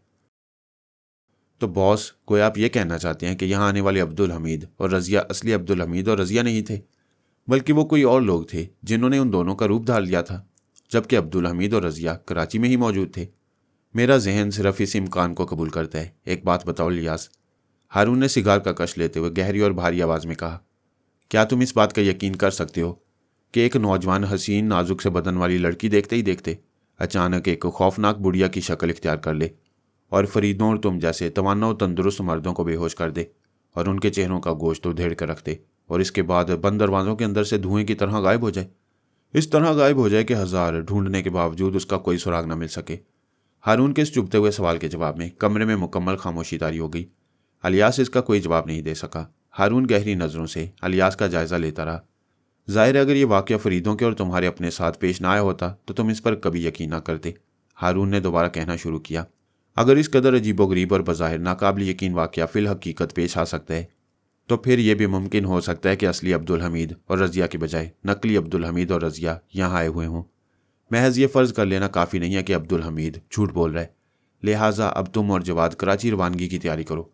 वहाँ जाने के बाद तुम्हें खुद पता चल जाएगा कि अब्दुल हमीद के बयान में कितनी सदाकत है।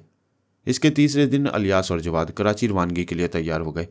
उस वक्त जबकि कमरे में हारून, अलियास, जवाद, मार्श और जेकब मौजूद थे, हम दोनों भी मख्फी हालत में वहाँ मौजूद थे। तुम्हें एक ख़ास तरीक़ेकार के मुताबिक अमल करना होगा, हारून ने अलियास से मुखातिब होकर कहा। तुम अपने साथ एक डायरी रखोगे, जितने लोगों से तुम मुलाकात करोगे उनके नाम और बातचीत की तफसील उस डायरी में दर्ज करोगे। नीज़ मुलाकात का सही वक्त भी लिखोगे। ये भी लिखोगे कि मुलाकात किस वक्त शुरू हुई और कितनी देर तक जारी रही। ये सारी तफसीलात ज़रूरी हैं। तुम्हें एक एक लम्हे की तफसीलात दर्ज करनी है और याद रखो तुम्हें सबसे ज़्यादा तवज्जो रज़िया पर देनी है। उससे और उसके घर वालों से ज़्यादा मालूमात हासिल करनी है। और एक बात और, तुम दोनों रज़िया को पहले देख चुके हो। इस बार जब तुम रज़िया से मिलो तो उसके चेहरे को खूब गौर से देखना और अपने ज़हन पर अच्छी तरह जोर देकर सोचना कि आया ये वही रज़िया है जिसे तुमने इससे पहले देखा था या इसमें और पहले वाली रज़िया में कोई फ़र्क नज़र आ रहा है। मामूली से मामूली फ़र्क को भी महसूस करने की कोशिश करना और मेरी इस बात को ख़ास तौर से जहन नशीन रखना। और इसके अलावा तुम जितने लोगों से भी इस सिलसिले में मुलाकात करो उनके बयान में फ़र्क या तज़ाद को तलाश करने की कोशिश करना और एयरपोर्ट से मालूमात हासिल करना नहीं भूलना। मैंने आपकी तमाम बातें बहुत अच्छी तरह जहन नशीन कर ली हैं, अलियास ने जवाब दिया। इसके बाद अलियास और जवाद कमरे से बाहर निकले और गाड़ी में बैठकर रुखसत हो गए। हारून वक्त गुजारी के लिए अब्दुल हमीद के कमरे में चला गया और उससे इधर उधर की बातें करने लगा। हम लोगों के लिए अब वहाँ दिलचस्पी का कोई सामान नहीं रहा था, इसलिए हम लोग वहाँ से रुखसत होकर अपने होटल वापस आ गए। अब क्या प्रोग्राम है तुम्हारा? मैंने तालूत से पूछा। अब एक बहुत दिलचस्प और हैरत अंगेज़ प्रोग्राम है, तालूत ने कहा, लेकिन इसके लिए तुम्हें कल तक इंतज़ार करना होगा। कल किसी वक्त अलियास और जवाद रज़िया से मुलाकात करेंगे और जिस वक्त वो रज़िया से मुलाकात के लिए उसके घर में मौजूद होंगे मुझे फ़ौरी तौर पर इस अमर की इत्तला मिल जाएगी कि वो लोग रज़िया के घर में मौजूद हैं और उस वक्त मैं एक नया दाव दिखाऊंगा। मैंने उसकी तैयारियां मुकम्मल कर ली हैं। जिंदाबाद, मैंने खुश होकर कहा। तुम्हारे दाव तो बड़े भरपूर होते हैं और इन्हीं में तो असल लुत्फ़ भी आता है। मुझे यकीन है कि इस बार तुम्हारे कहर का निशाना किबला हारून साहब की ज़ात गिरामी होगी। बिल्कुल, तालूत ने जवाब दिया। वो बहुत चालाक, ज़हीन और होशियार बनने की कोशिश करता है। कल उसे एक नया सबक मिलेगा। दूसरे दिन मुकामी वक्त के मुताबिक कोई 11 बजे जबकि हम दोनों तैयार होकर होटल में बैठे हुए थे, तालूत के चेहरे पर अचानक संजीदगी तारी हो गई और वो मुझसे बोला, चलो फ़ौरन खड़े हो जाओ, वो लोग रज़िया के घर की तरफ रवाना हो गए हैं। मैं اور तालूत मख्फी होकर अलियास के घर पहुंच गए। हारून इस वक्त अब्दुल हमीद के कमरे में था और वो दोनों बैठे हुए इधर उधर की गप्पे मार रहे थे। मार्श और जेकब दोनों उस कमरे में थे जिसमें वो हारून के साथ ठहरे हुए थे। इस वक्त वो कमरे के बाहर बैठे हुए मुलाजिम के साथ इधर उधर की बातें कर रहे थे। मकान की चारों तरफ से सख्त नाकाबंदी की हुई थी। गेट के अंदर अब एक की बजाय दो दो मुसल्ला चौकीदार मौजूद थे। इसके अलावा घर के अंदर चारों कोनों पर भी पहरेदार मौजूद थे। गर्ज ये कि अच्छा खासा बंदोबस्त था, इसलिए हारून भी मुतमईन था और उसे यकीन था कि अब्दुल हमीद अगर घर से बाहर जाना भी चाहे तो नहीं जा सकता, क्योंकि तमाम पहरेदारों को यह हदायत थी कि वह अब्दुल हमीद को बाहर न जाने दें। अब्दुल हमीद के कमरे में फ़ोन भी मौजूद नहीं था, बल्कि एहतियातन नीचे की मंजिल में मौजूद फ़ोन का डायल निकाल लिया गया था ताकि कॉल सिर्फ रिसीव की जा सके और कोई नंबर डायल न किया जा सके। नंबर डायल करने के लिए ऊपर की मंजिल पर जाना ज़रूरी था और वहाँ सख्त पहरा लगा हुआ था, क्योंकि ऊपर तो अलियास का हरम था। अब्दुल हमीद के कमरे का दरवाज़ा खुला हुआ था। मैं और तालूत इत्मीनान से कमरे के अंदर दाखिल हो गए। तालूत मेरा हाथ पकड़े हुए था। अब वो लोग रज़िया के घर के करीब पहुंच रहे थे। तालूत ने मेरे कान में चुपके से कहा। इस दौरान हारून अब्दुल हमीद को यह बता रहा था कि दुनिया के किस मुल्क की औरतों में जिस्मानी तौर पर क्या खूबियाँ और खामियाँ होती हैं। वो अच्छी खासी अंग्रेज़ी बोल रहा था और नहायत घटिया और बाजारी अंदाज में औरतों के बारे में गुफ्तगू कर रहा था। दोनों बार बार हंस रहे थे। यूं लगता था कि अब्दुल हमीद हारून की बातों से पूरी तरह लुत्फ़ अंदोज़ हो रहा है। अब वो लोग रज़िया के दरवाजे पर पहुंच गए हैं। तालूत गोया आंख को देखकर हाल नशर कर रहा था। अब उन्होंने रज़िया के दरवाजे पर दस्तक दी। रज़िया के छोटे भाई ने दरवाज़ा खोला। अलियास कह रहा है कि वो और जवाद मस्कत से आए हैं और मोहतरमा रज़िया साहबा से मुलाकात करना चाहती हैं। रज़िया का भाई उन्हें दरवाजे पर छोड़कर अंदर चला गया। अलियास ने अपनी घड़ी देखी, जवाद ने भी घड़ी देखी। उन्होंने टाइम ज़हन नशीन कर लिया। अब बाद में वो इसे डायरी में दर्ज कर लेंगे। रज़िया का बाप रज़िया के साथ बाहर आया। अब अलियास उन्हें अपने और जवाद के बारे में बता रहा था। रज़िया का बाप उन्हें अंदर आने की दावत देता है। वो दोनों अंदर दाखिल हो जाती हैं। अब वो उसी कमरे में जाकर बैठ गए हैं जिसमें अब्दुल हमीद कई दफ़ा बैठ चुका है। अब अलियास रज़िया से गुफ्तगू का आगाज़ करता है। इसके साथ ही अचानक उस कमरे के खुले हुए दरवाजे से, जिसमें अब्दुल हमीद और हारून बैठे हुए थे, औरतों के बारे में बातें कर रहे थे, हवा के एक तेज़ो तुंद झोंके की तरह रज़िया अंदर दाखिल हुई। उन दोनों की नज़र एक साथ रज़िया पर पड़ी। रज़िया इस वक्त वही लिबास पहने हुए थी जो वो कराची एयरपोर्ट पर उस वक्त पहन कर आई थी जब उसे अब्दुल हमीद के साथ जाना था। इस लिबास में वो बेहद हसीन नजर आ रही थी। रज़िया, तुम? अचानक अब्दुल हमीद की जुबान से हैरत से निकला और वो सोफे पर से उठ खड़ा हुआ। तुम यहाँ कैसे पहुंची? तुम्हें तो मैं कराची में छोड़कर आया था। फर्ते हैरत से अब्दुल हमीद की जुबान लड़खड़ा रही थी। तो ये रज़िया हैं? हारून ने लरजती हुई आवाज़ में अंग्रेज़ी में कहा। आइए आइए, तशरीफ़ रखिए। आप यहाँ तक कैसी आईं? हारून बुरी तरह बौखलाया हुआ था और उसकी समझ में नहीं आ रहा था कि वो क्या कहे। मैं यहाँ इसलिए आई हूँ कि तुम दोनों मूजियों को तुम्हारे गंदे करतूतों की सज़ा दे सकूं, रज़िया ने भारी और करख्त आवाज़ में कहा। उसकी आवाज़ किसी तरह भी एक नाजुक अंदाम और खुश जमाल हसीना की मीठी शीनी और सुरीली आवाज़ नहीं थी, बल्कि फटे हुए बांस में से निकलने वाली आवाज़ की तरह एक अजीब किस्म की खड़खड़ाहट अपने अंदर लिए हुए थी। और इन अल्फाज के साथ ही रज़िया ने लपक कर कमरे का दरवाज़ा अंदर से बंद कर दिया और चिटखनी चढ़ा दी। ये तुम क्या कर रही हो रज़िया? अब्दुल हमीद ने खौफ से कांपती हुई आवाज़ में कहा। तुम ये दरवाज़ा क्यों बंद कर रही हो? एक निहायत ही भयानक कहकहे से सारा कमरा गूंज उठा। रज़िया ने दरवाज़ा बंद करके अपना रुख दोबारा उन दोनों की जानिब किया। अब वो रज़िया नहीं थी। उसका हसीन और जमील जिस्म एक खौफनाक करीहुल मंजर और स्याफाम बुढ़िया में तब्दील हो चुका था, जिसके बड़े बड़े दांत बाहर निकले हुए थे और जिसके पंजों के नाखून हैवानों की तरह बड़े हुए थे। अब्दुल हमीद और हारून बुरी तरह चीखते हुए कमरे के कोने की तरफ भागे, लेकिन रज़िया ने आने वाहिद में उन्हें जा लिया। उसका पहला निशाना हारून था।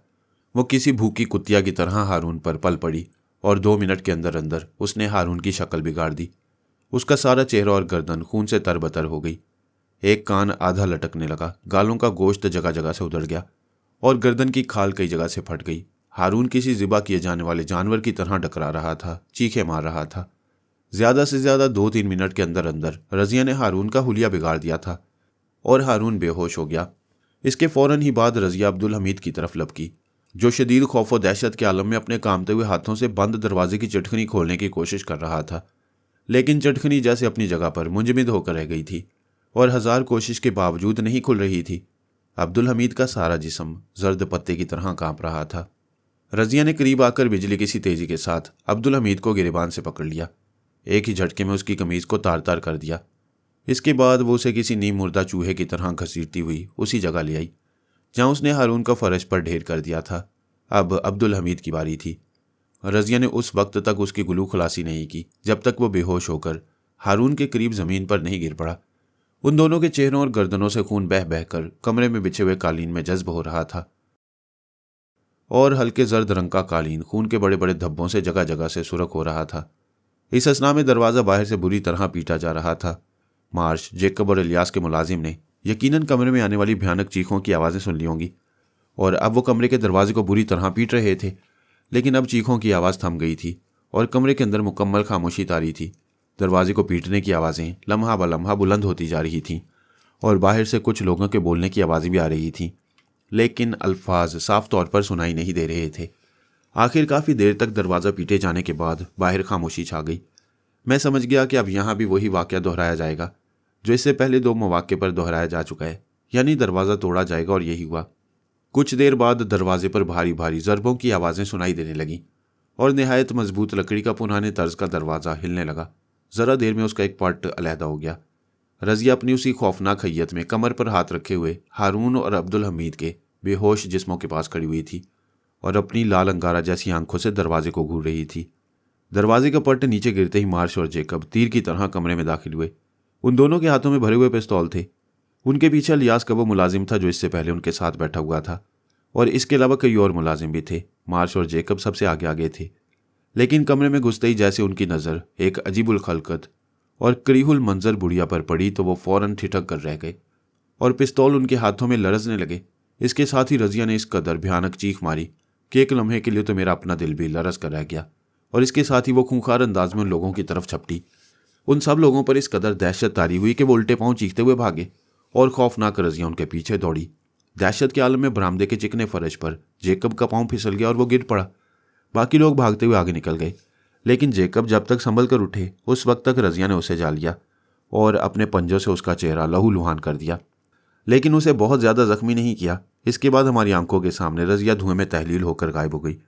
ہم دونوں بھی کمرے سے نکل کر باہر برآمدے میں آ گئے۔ زخمی جیکب بری طرح چلاتا ہوا بھاگ رہا تھا، اور اس کے چہرے سے خون ٹپک ٹپک کر فرش پر گر رہا تھا۔ الیاس کے بڑے سے مکان میں ایک دم بھگدڑ مچ گئی، ایک طوفان برپا ہو گیا۔ نچلی منزل میں موجود تمام لوگ چیخوں کی آوازیں سن کر بھاگتے ہوئے آئے اور برآمدے میں جمع ہو گئے۔ گیٹ کے ساتھ بیٹھے ہوئے دونوں مسلح چوکیدار، مکان کے چاروں کونوں پر تعینات 4 مسلح پہرے دار اور دیگر ملازمین، سب کے سب ان بھاگتے ہوئے لوگوں کے پاس آ گئے۔ بھاگتے ہوئے لوگوں نے خوفزدہ نظروں سے پیچھے دیکھا اور انہیں رضیہ کہیں نظر نہیں آئی، البتہ جیکب کا لہو لہان چہرہ ان کے سامنے تھا۔ رضیہ کو موجود نہ پا کر وہ لوگ رک گئے اور چوکنی اور محتاط نظروں سے چاروں طرف کا جائزہ لینے لگے۔ انہیں رضیہ کہیں نظر نہیں آئی۔ کیا ہوا، کیا ہوا، کیا ہوا؟ ہر طرف سے یہی آوازیں بلند ہو رہی تھیں۔ شور و گل اس قدر زیادہ ہوا کہ بالائی منزل سے عورتیں تک اتر کر نیچے آ گئیں۔ وہ سب کی سب گھبرائی ہوئی اور پریشان تھیں۔ ان عورتوں میں الیاس کی بیوی بھی شامل تھی۔ وہ سب کی سب گھر کے ملازموں سے پوچھ رہی تھی کہ کیا ہوا ہے، لیکن کوئی بھی ڈھنگ سے جواب دینے کی پوزیشن میں نہیں تھا۔ آخر الیاس کی بیوی نے ایک ملازم سے ڈانٹ کر پوچھا کہ کیا بات ہے، اور یہ اس قدر ہنگامہ کیوں مچا ہوا ہے، اور اس شخص کو کس نے زخمی کیا ہے؟ تو اس ملازم نے خوف سے لرزتے ہوئے اس سمت اشارہ کر دیا جدھر وہ کمرہ واردات واقع تھا۔ الیاس کی بیوی نے ہمت کی اور اس کمرے کی طرف چل پڑی۔ اس کے پیچھے پیچھے باقی ساری عورتیں بھی چلنے لگیں، اور پھر تمام مرد بھی ڈرتے لرزتے کپ کپاتے اس طرف روانہ ہو گئے۔ کمرے کے ٹوٹے ہوئے دروازے کو دیکھ کر الیاس کی بیوی کی بھویں تن گئیں، لیکن جب اس کی نظر کمرے کے اندر کے منظر پر پڑی تو اس کے منہ سے چیخ نکل گئی۔ اس نے جلدی سے اپنا ہاتھ اپنے منہ پر رکھ لیا۔ اس کے ساتھ ہی باقی تمام عورتوں اور ان مردوں نے بھی یہ منظر دیکھا جو واردات کے کمرے کے دروازے پر موجود نہیں تھے۔ ان کے منہ سے بھی حیرت بھری آوازیں اور چیخیں نکل گئیں۔ یہ سب کیا ہوا ظہیر؟ الیاس کی بیوی نے اس ملازم سے پوچھا جو ہارون کے کمرے پر تعینات رہتا تھا۔ میری کچھ سمجھ میں نہیں آتا السیدہ، ظہیر نے لڑکھڑائی ہوئی آواز میں کہا۔ میری عقل حیران ہے کہ کیا ہوا۔ میری آنکھوں نے اور میرے ساتھ ان بہت سے لوگوں کی آنکھوں نے بڑا بھیانک منظر دیکھا ہے۔ جلدی بتاؤ کیا ہوا، یہ دونوں کس طرح زخمی ہوئے، اور انہیں زخمی کرنے والا کہاں گیا؟ صاف صاف بات کرو، الیاس کی بیوی نے کہا۔ اس کے جواب میں ظہیر نے اٹک اٹک کر اور رک رک کر داستان کا وہ حصہ سنایا جس سے وہ، جیکب، مارش اور چند دوسرے ملازمین جو دروازہ توڑنے والوں میں شامل تھے واقف تھے۔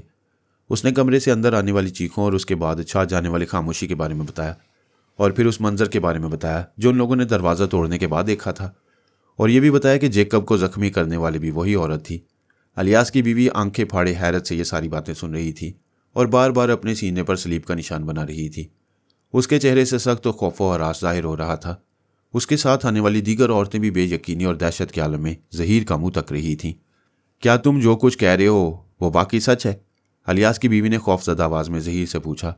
یہ سب کچھ سچ ہے السیدہ، ظہیر نے جواب دیا۔ جیکب اور مارش کے علاوہ اور بھی کئی لوگ اس منظر کے چشمدید گواہ ہیں۔ الیاس کی بیوی نے ایک بار پھر اپنے سینے پر سلیب کا نشان بنایا اور کافی جرأت کا مظاہرہ کرتے ہوئے کمرے کے اندر داخل ہو گئی۔ کمرے کے اندر جا کر اس نے ایک بار پھر اپنے سینے پر سلیب کا نشان بنایا اور کئی بار اس عمل کو دہرایا۔ ان دونوں کو اٹھا کر بستر پر ڈالو، اس نے ملازمین کو حکم دیا، اور اس کا حکم پاتے ہی کئی آدمی آگے بڑھے اور انہوں نے پہلے ہارون اور پھر عبدالحمید کے بے ہوش جسموں کو اٹھا کر کمرے میں پڑے ہوئے ڈبل بیڈ پر آرام سے لٹا دیا۔ تم آرام سے صوفے پر بیٹھ جاؤ، الیاس کی بیوی نے جیکب سے مخاطب ہو کر نرمی سے کہا، جس کے چہرے سے خون بہہ رہا تھا۔ تم بہت زیادہ زخمی نہیں ہوئے ہو، لیکن یہ دونوں تو بے ہوش ہو چکی ہیں۔ الیاس کی بیوی کے حکم کے مطابق جیکب آہستہ سے ایک صوفے پر بیٹھ گیا اور اس نے قریب پڑا ہوا ایک تولیہ اٹھا کر اپنے زخمی چہرے کے گرد لپیٹ لیا۔ ظہیر، الیاس کی بیوی نے ظہیر کی طرف دیکھتے ہوئے کہا، فوراً ڈاکٹر کو فون کر کے بلاؤ، ان دونوں مہمانوں کی حالت بہت خراب ہے۔ بہتر ہے سیدہ، ظہیر نے جواب دیا اور کمرے سے باہر نکل گیا۔ اس اثنا میں الیاس کی بیوی نے بعض ملازماؤں کو حکم دیا کہ وہ نرم کپڑا پانی میں بھگو کر جیکب، ہارون اور عبدالحمید کے زخموں کو صاف کریں۔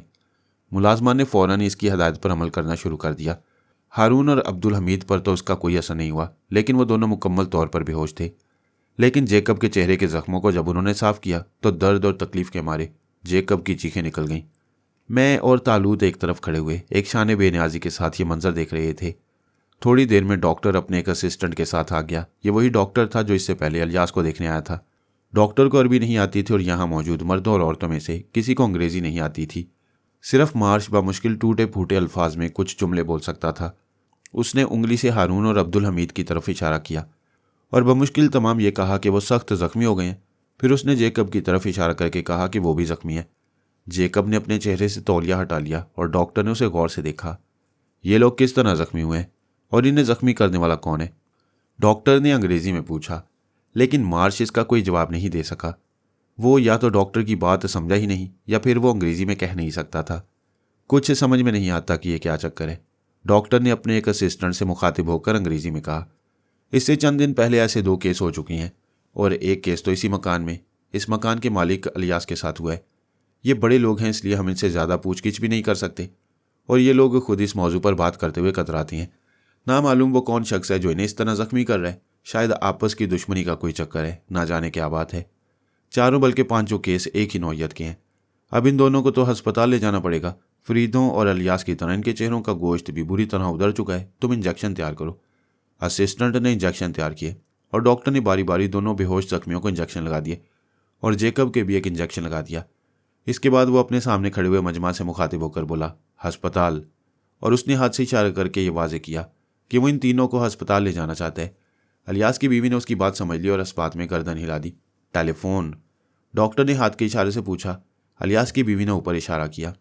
ڈاکٹر نے اپنے اسسٹنٹ سے کہا کہ وہ اس کے ساتھ جا کر ہسپتال فون کرے اور ایمبولینس بلوائے۔ ڈاکٹر کا اسسٹنٹ الیاس کی بیوی کے ساتھ اوپر چلا گیا اور چند منٹ کے بعد فون کر کے واپس آ گیا۔ تھوڑی دیر میں 2 ایمبولینس گاڑیاں آ گئیں اور ہارون اور عبدالحمید کے بے ہوش جسموں کو اسٹریچر پر لاد کر ان میں ڈال دیا گیا۔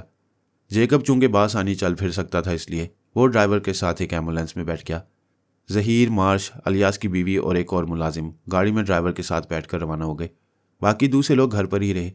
الیاس کی بیوی نے چلتے وقت چوکیداروں کو ہدایت دے دی کہ جب تک وہ واپس نہ آ جائے اس وقت تک نہ کوئی شخص گھر سے باہر جائے اور نہ ہی کسی کو اندر آنے دیا جائے۔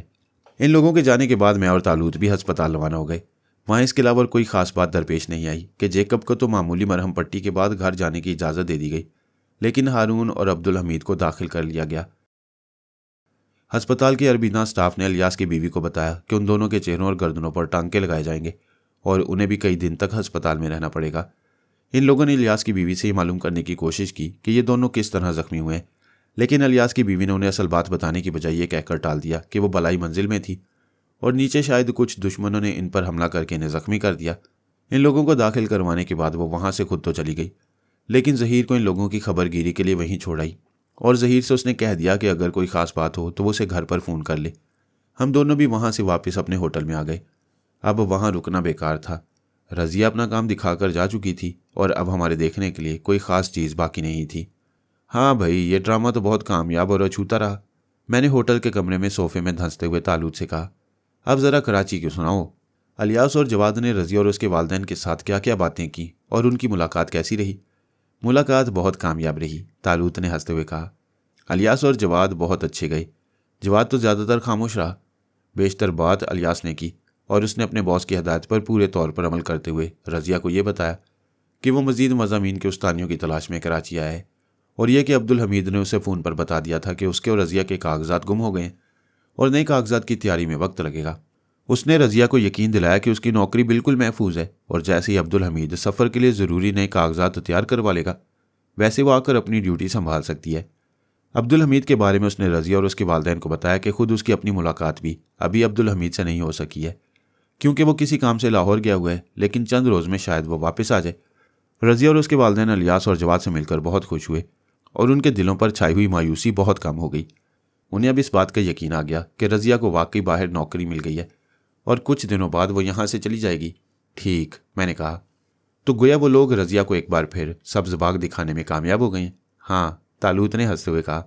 लेकिन अभी इस बात की कुछ खबर नहीं है कि यहाँ क्या क्या क़यामतें गुजर गई हैं। अभी तुमने हमादी के लिए कोई प्रोग्राम नहीं बनाया? मैंने पूछा। उसका वक्त भी ज़्यादा दूर नहीं है, तालूत ने इत्मीनान से जवाब दिया। इन मूजियों का आपस में ही हिसाब किताब बराबर हो जाएगा, बस तुम ज़रा देखते जाओ। इनकी बदकिस्मती थी कि ये इत्तफाकन हमारे हत्थे चढ़ गए और हमें इनके पीछे यहाँ तक आना पड़ा। अब ये हमसे बचकर कहाँ जा सकेंगे? दूसरा और तीसरा दिन बगैर किसी खास वाक़े के गुजर गया। तीसरे दिन रात को तालूत ने मुझे इतला दी कि अगले दिन अलग सुबह की फ़्लाइट से अलियास और जवाद कराची से वापस पहुँच रहे हैं। उन्होंने अपनी तमाम तहकीकात मुकम्मल कर ली हैं।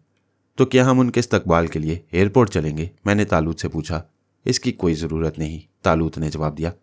भला हमें एयरपोर्ट जाने की क्या ज़रूरत है? हमारी उनसे मुलाकात अलियास के मकान पर ही होगी। बस उनके घर पहुंचने से पहले हमें पहुंच जाना चाहिए।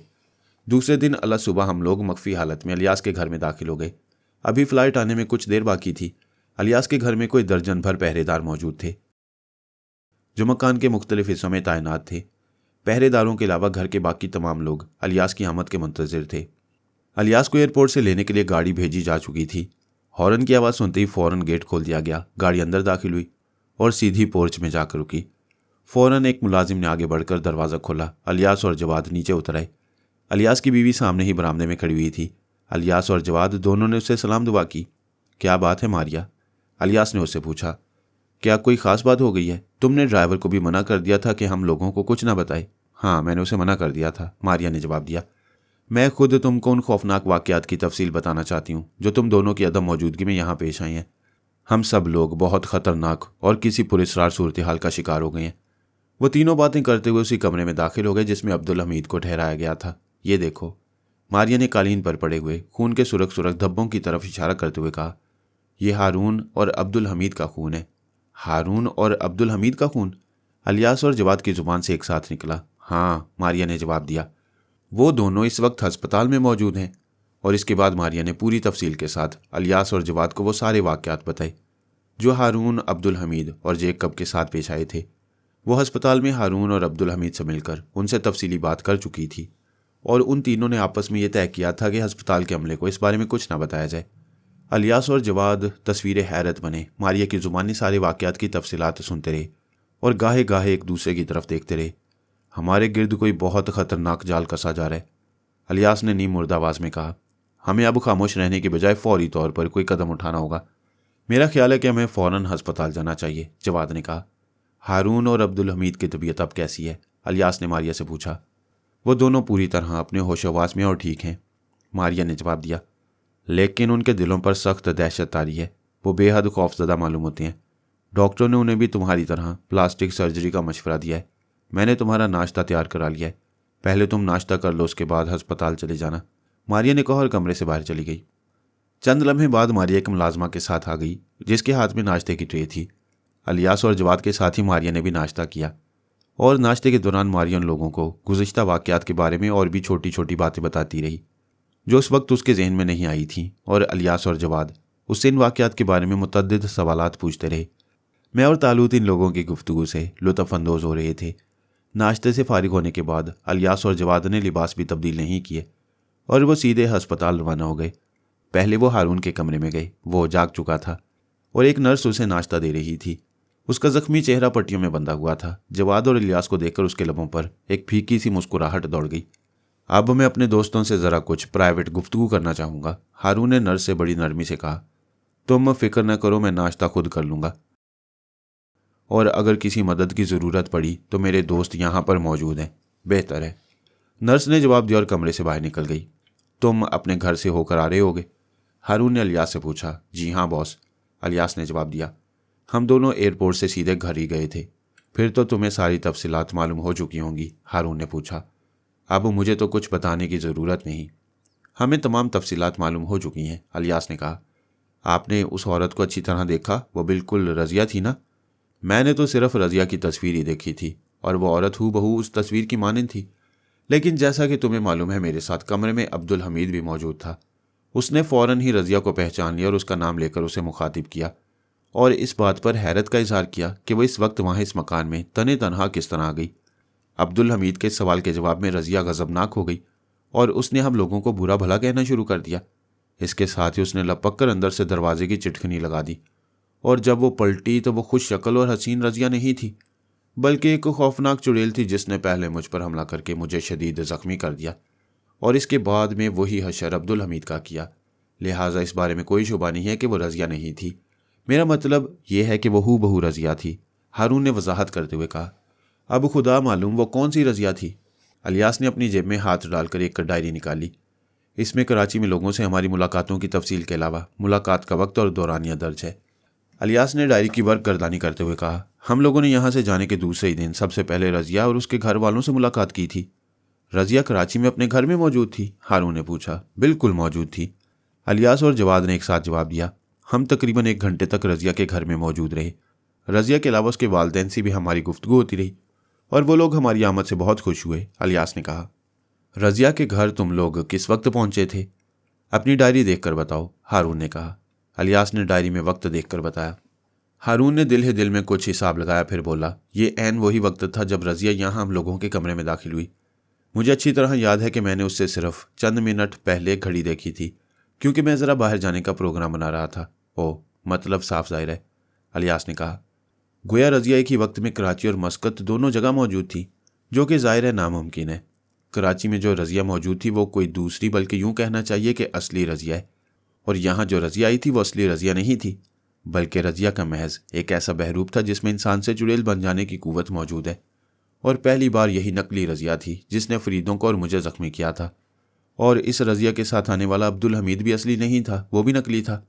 और असली अब्दुल हमीद वही है जो नकली रज़िया के हाथों ज़ख्मी हुआ है। अब्दुल हमीद का बयान बिल्कुल सही था। वैसे भी हमने कराची में हर तरह से इस बात की तस्दीक कर ली है। आपके दोस्त से एयरपोर्ट पर मुलाकात करके उस दिन के मस्कत के मुसाफिरों की फहरिस्त भी देख ली है। उस फहरिस्त में रज़िया और अब्दुल हमीद के नाम तो दरकिनार, सिरे से किसी खातून मुसाफिर का नाम ही नहीं है। वैसे भी अब इस तहकीकात की ज़रूरत बाकी नहीं रही, हारून ने निमुर्द आवाज़ में जवाब दिया। अब्दुल हमीद का सच्चा और बेकसूर होना साबित हो चुका है। जिस वक्त तुम कराची में रज़िया के घर में बैठे हुए उससे बातें कर रहे थे, उस वक्त रज़िया यहाँ हम लोगों के चेहरे नोच रही थी। फिर बॉस, आप किस नतीजे पर पहुंचे हैं? इलियास ने पूछा।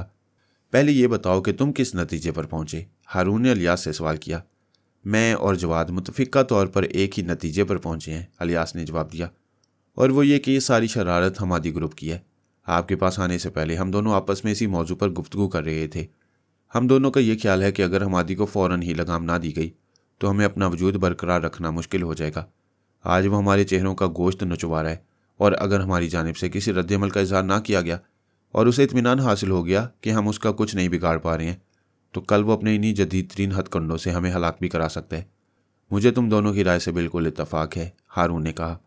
मेरे दीगर दोस्तों और आदमियों ने जिनसे मैं इस दौरान मिलता रहा हूँ मुझे ये इत्तला दी है कि हमादी के ग्रुप के अलावा कोई और ग्रुप यहाँ सरगर्मी अमल नहीं, इसलिए हरकत सिवाय हमादी के ग्रुप के और किसी की नहीं हो सकती। डॉक्टरों का कहना है कि वो परसों तक मुझे और अब्दुल हमीद को यहाँ से रुखसत कर देंगे। इसके बाद ज़ख्मों के पूरे तौर पर ठीक होने में कुछ वक्त लगेगा, लेकिन हमें अस्पताल में रहने की ज़रूरत नहीं रहेगी। तुम इस दौरान शहाबुद्दीन से रब्ता कायम करो और उससे कहो कि अमल का वक्त करीब आ गया है। मैं जैसे ही अस्पताल से तुम्हारे घर वापस आऊँगा, शहाबुद्दीन के साथ मिलकर हमादी के बारे में प्रोग्राम को आखिरी शक्ल दे दूंगा। तुम यूं करो कि पहले तो एक बार फिर उससे अच्छी तरह पूछ लो और हर तरीके से अपनी तसल्ली कर लो कि वो काम को करने के लिए ज़हनी तौर पर तैयार है या नहीं। جواد کو بھی اپنے ساتھ رکھو۔ جب تم دونوں کو اس بات کا یقین ہو جائے کہ شہاب الدین پوری طرح تیار ہے تو پھر اسے اشارتاً اور مختصر اتنا بتا دینا کہ اسے ایک درمیانہ سائز کے سکے جیسی چیز دی جائے گی جسے بآسانی کہیں بھی چھپایا جا سکتا ہے۔ لیکن اس میں سب سے زیادہ اہمیت ٹائم سیٹنگ کی ہے۔ شہاب الدین کو پہلے سے معلوم ہونا چاہیے کہ مبینہ وقت پر ہمادی اس جگہ موجود ہوگا جہاں وہ سکے جیسی چیز بھی موجود ہوگی، اور وہ خود یعنی شہاب الدین وہاں موجود نہیں ہوگا۔ اگر اس پروگرام کے بنانے میں ذرا سی بھی گڑبڑ ہو گئی تو سارا معاملہ چوپٹ ہو جائے گا، یا اگر عین وقت پر کوئی تبدیلی درپیش آ گئی تو یہ بھی سمجھو کہ ہمارے لیے تباہی ہی تباہی ہے۔ آپ فکر نہ کریں باس، الیاس نے جواب دیا۔ میں اور جواد آج ہی شہاب الدین سے مل کر اس معاملے پر بات کر لیں گے، لیکن میں ایک بات اور پوچھنا چاہتا ہوں۔ وہ کیا؟ ہارون نے کہا۔ وہ یہ کہ آپ جانتے ہیں کہ شہاب الدین ایک اچھی خاصی رقم لیے بغیر یہ کام نہیں کرے گا، الیاس نے کہا۔ اس دن آپ نے کچھ رقم اسے دی تھی، لیکن حتمی طور پر یہ بات طے نہیں پائی تھی کہ اسے اس خدمت کا کیا معاوضہ دیا جائے گا۔ میرا خیال ہے کہ ہمیں اسے کوئی بہت ہی پرکشش پیشکش کرنی چاہیے تاکہ وہ پوری توجہ اور احتیاط سے یہ کام انجام دے سکے۔ تم بالکل ٹھیک کہتے ہو، ہارون نے کہا۔ اس دن میں نے جو رقم اسے دی تھی وہ 5000 امریکی ڈالر کے مساوی تھی۔ تم چاہو تو اسے سودے بازی کر سکتے ہو، یا اگر ایسا مناسب نہ سمجھو تو اسے کہو ہم اسے اس کام کے عوض 45,000 امریکی ڈالر دے سکتے ہیں۔ گویا اس طرح مجموعی طور پر 50,000 امریکی ڈالر کی رقم اس تک پہنچ جائے گی۔ میرے خیال میں یہ بہت بڑی رقم ہے۔ اسے اتنی بڑی رقم تو کسی بھی کام کے عوض نہیں مل سکتی۔ بے شک یہ بہت بڑی اور پرکشش رقم ہے، الیاس نے جواب دیا، اور میں سمجھتا ہوں کہ اتنی بڑی رقم کی بات سن کر شہاب الدین کے منہ میں پانی بھر آئے گا۔ وہ کسی طرح بھی اس رقم سے دستبردار ہونے کے لیے تیار نہیں ہوگا۔ بس پھر ٹھیک ہے، تم اس سے ابتدائی بات کر لو، باقی تفصیلی باتیں میں تم دونوں کی موجودگی میں اس سے اس وقت کروں گا جب مجھے ہسپتال سے چھٹی مل جائے گی۔ ابھی تو میں زیادہ بول بھی نہیں سکتا، زیادہ بات کرنے سے میرے رخساروں کے زخموں میں تکلیف ہونے لگتی ہے۔ ڈاکٹر نے بھی زیادہ باتیں کرنے سے منع کیا ہے۔ ٹھیک ہے باس، الیاس نے اٹھتے ہوئے جواب دیا۔ ہارون کے کمرے سے نکل کر یہ لوگ عبدالحمید کے کمرے میں پہنچے۔ عبدالحمید انہیں دیکھتے ہی جیسے کھل اٹھا۔ اس کا بھی سارا چہرہ پٹیوں سے ڈھکا ہوا تھا، تاہم اس کے ہونٹوں پر نمودار ہونے والی مسکراہٹ کو صاف طور پر دیکھا جا سکتا تھا، لیکن چہرے پر ایک پھیکی سی مسکراہٹ کے باوجود اس کی آنکھوں میں خوف و ہراس کی جھلک موجود تھی۔ عبدالحمید کے کمرے میں بھی ایک نرس موجود تھی، جسے عبدالحمید نے معذرت کر لی اور یہ کہا کہ وہ تھوڑی دیر کے لیے باہر چلی جائے کیونکہ وہ اپنے دوستوں سے کچھ نجی نوعیت کی گفتگو کرنا چاہتا ہے۔ نرس خاموشی سے اٹھ کر باہر چلی گئی۔ کہو دوستو، عبدالحمید نے کمزور آواز میں کہا، تم کراچی سے کب واپس آئے؟ ہم آج صبح ہی یہاں پہنچے ہیں، الیاس نے جواب دیا، اور ابھی باس سے مل کر آ رہے ہیں۔ تمہیں یہ سن کر خوشی ہوگی کہ ہم نے تمہارے بیان کی تصدیق کر لی ہے اور اس کی تفصیلی رپورٹ باس کو دے دی ہے۔ ہم لوگوں نے ان تمام لوگوں سے ملاقات کی جن کے نام تم نے ہمیں فراہم کیے تھے، جواد نے کہا، اور ان سب نے تمہارے بیان کو حرف بحرف درست قرار دیا۔ اب تم ٹھیک ہو جاؤ تو اس کے بعد اس معاملہ پر غور کیا جائے گا۔ جواد کی بات سن کر عبدالحمید نے کہا، خدا کا شکر ہے کہ آپ لوگوں کو میری بے گناہی کا یقین آ گیا۔ اچھا دوست، اب ہم چلتے ہیں، الیاس نے اٹھتے ہوئے کہا۔ پرسوں تک تمہاری چھٹی بھی ہو جائے گی، اس کے بعد تفصیلی بات ہوگی۔ گھر پہنچ کر الیاس نے شہاب الدین کے گھر فون کیا۔ شہاب الدین گھر پر ہی موجود تھا۔ الیاس نے اسے کہا کہ وہ اس سے فوراً ملنا چاہتا ہے۔ آج میری مصروفیات کا دائرہ کچھ زیادہ ہی وسیع ہے۔ لائن کی دوسری طرف سے شہاب الدین کی ہلکی سی آواز سنائی دی۔ ہم اس آواز کو اس لیے سن سکتے تھے کیونکہ ہم الیاس کے بالکل ہی قریب کھڑے تھے۔ مجھے امید نہیں ہے کہ میں آج شام سے پہلے فارغ ہو سکوں، شہاب الدین نے کہا۔ کوئی بات نہیں، الیاس نے دوستانہ انداز میں کہا، تم جس وقت بھی مناسب سمجھو آ جاؤ، بس ضرورت اس بات کی ہے کہ مجھے تمہاری آمد کی پہلے سے اطلاع رہے۔ اچھا تو پھر آپ مغرب کی نماز کے بعد میرا انتظار کیجیے گا، شہاب الدین نے کہا۔ میں بعد مغرب سیدھا آپ کی طرف آ رہا ہوں۔ ٹھیک ہے، الیاس نے جواب دیا، میں تمہارا منتظر رہوں گا، اور فون کا سلسلہ منقطع کر دیا۔ ہم دونوں بھی فون کے پاس سے ہٹ گئے۔ مغرب کے فوراً ہی بعد شہاب الدین ظہیر کی میت میں کمرے میں داخل ہوا۔ الیاس اور جواد نے کھڑے ہو کر اس کا خیر مقدم کیا۔ وہ تینوں صوفوں پر بیٹھ گئے اور الیاس نے سلسلہ کلام کا آغاز کرتے ہوئے کہا، تمہیں تو معلوم ہو ہی گیا ہوگا کہ اب ہمارے اوپر کیا نئی افتاد آ پڑی ہے۔ مجھے تفصیل سے تو نہیں معلوم، البتہ اتنا معلوم ہے کہ باس ہارون اور کراچی سے آیا ہوا ایک شخص جس کا نام عبدالحمید ہے بالکل اسی انداز میں زخمی ہو گئے ہیں جس طرح تم اور فریدوں زخمی ہوئے تھے، اور وہ دونوں ہسپتال میں داخل ہیں۔ تم نے ٹھیک سنا ہے، الیاس نے کہا، اور اس کے بعد اس نے ان دونوں کے زخمی ہو جانے کی تفصیل شہاب الدین کو سنائی۔ شہاب الدین سنتا رہا اور بڑے مدبرانہ انداز میں اپنی گردن ہلاتا رہا۔ پوری داستان ختم کرنے کے بعد الیاس نے شہاب الدین کی آنکھوں میں آنکھیں ڈال کر کہا، اب تم یہ بتاؤ کہ ان واقعات کے پس پشت کس کے ہاتھ کو کار فرما سمجھا جائے؟ جہاں تک ہماری اپنی تحقیقات کا تعلق ہے تو اس کے مطابق ان دنوں یہاں کوئی تیسرا گروپ سرگرم عمل نہیں، لہٰذا اس کے علاوہ کوئی نتیجہ اخذ نہیں کیا جا سکتا کہ حمادی گروپ کی ہی کارروائی ہے۔ اور جیسا کہ تم نے اپنی پچھلی ملاقات میں بتایا تھا، حمادی نے اٹلی کے 3 4 اسٹار قسم کے سائنسدانوں کی خدمات حاصل کی تھیں اور ان سے ملنے کی کسی کو اجازت نہیں تھی، لہٰذا تمہارے اس بیان کی روشنی میں بھی صرف اسی امکان کو پیش نظر رکھا جا سکتا ہے۔ میرے لیے تمہاری رائے سے اتفاق کرنے کے علاوہ اور کوئی چارہ نہیں، شہاب الدین نے بڑے ڈپلومیٹک انداز میں جواب دیا۔ ویسے جہاں تک میرا تعلق ہے تو میں یہ بات پہلے بھی بتا چکا ہوں کہ مجھے ذاتی طور پر اس نئی تکنیک کے بارے میں کوئی علم نہیں، اور اس کا علم حمادی کے علاوہ اگر کسی اور شخص کو ہو سکتا ہے تو وہ صرف سلیمان ہے، جو حمادی کا نائب اور اس کا دست راست ہے۔ اس کے علاوہ پورے گروپ میں کسی کو اس کا علم نہیں ہوگا، کیونکہ حمادی انتہا سے زیادہ محتاط آدمی ہے۔ تو اب تم یہ بتاؤ کہ باس نے پچھلی مرتبہ جو بات تم سے کہی تھی اور جس سلسلے میں تمہیں کچھ رقم بھی دے دی تھی، اس کے بارے میں تمہارا کیا خیال ہے؟ میں اس کے لیے تیار ہوں، شہاب الدین نے ایک بار پھر عیارانہ حکمت عملی اختیار کرتے ہوئے کہا۔ لیکن اب سوال یہ ہے کہ طریقہ کار کیا ہوگا، اور اس طریقہ کار میں کتنے خطرات مضمر ہوں گے، اور پھر یہ کہ مجھے اس کے صلے میں کیا ملے گا، تاکہ اگر خدا نہ خواستہ میں کسی چکر میں آ جاؤں تو میرے گھر والوں کو کسی مالی پریشانی کا سامنا نہ کرنا پڑے۔ یہ ساری باتیں ہیں جن پر میں باس سے گفتگو کرنا چاہتا ہوں۔ تمہیں معلوم ہے کہ باس اس وقت ہسپتال میں ہے اور ہمارے لیے وقت بہت نازک ہے، ہم زیادہ تاخیر نہیں کر سکتے۔ باس 2 دن کے بعد ہسپتال سے واپس آ جائے گا، لیکن اس نے مجھے اختیار دیا ہے کہ میں تم سے اس موضوع پر گفتگو کر کے تمہارا خیال معلوم کروں۔ کیا باس نے یہ بتایا ہے کہ طریقہ کار کیا ہوگا؟ شہاب الدین نے ترچھی نظروں سے الیاس کی طرف دیکھتے ہوئے کہا۔ ہاں، الیاس نے جواب دیا۔ 2 دن بعد جب باس گھر آ جائے گا تو وہ خود تم سے تفصیل سے بات کرے گا۔ فی الحال یوں سمجھ لو کہ ایک موٹے اور بڑے سے سکے کے برابر ایک گول سی ٹکیا ہوگی، اور اس ٹکیا کو کہیں بھی بآسانی چپکایا جا سکتا ہے۔ اس کے لیے تمہیں اس بات کا خیال رکھنا ہوگا کہ معینہ وقت پر حمادی وہاں موجود ہو اور تم خود موجود نہ ہو۔ اور کیا باس نے یہ بھی خیال ظاہر کیا کہ انتہائی خطرناک اور جان لیوا کام کے عوض میری جیب کا وزن کتنا بڑھے گا؟ شہاب الدین نے مکاری سے مسکراتے ہوئے پوچھا۔ $5000 باس تمہیں پیش کی ادا کر چکا ہے، الیاس نے کہا۔ چلو تم خود ہی بتاؤ کہ مزید کتنی رقم اور درکار ہے۔ کمال ہے، شہاب الدین نے کہا۔ کیا بھلا میں کوئی سودی بازی کر رہا ہوں؟ اس کے لہجے میں منافقت صاف عیاں تھی۔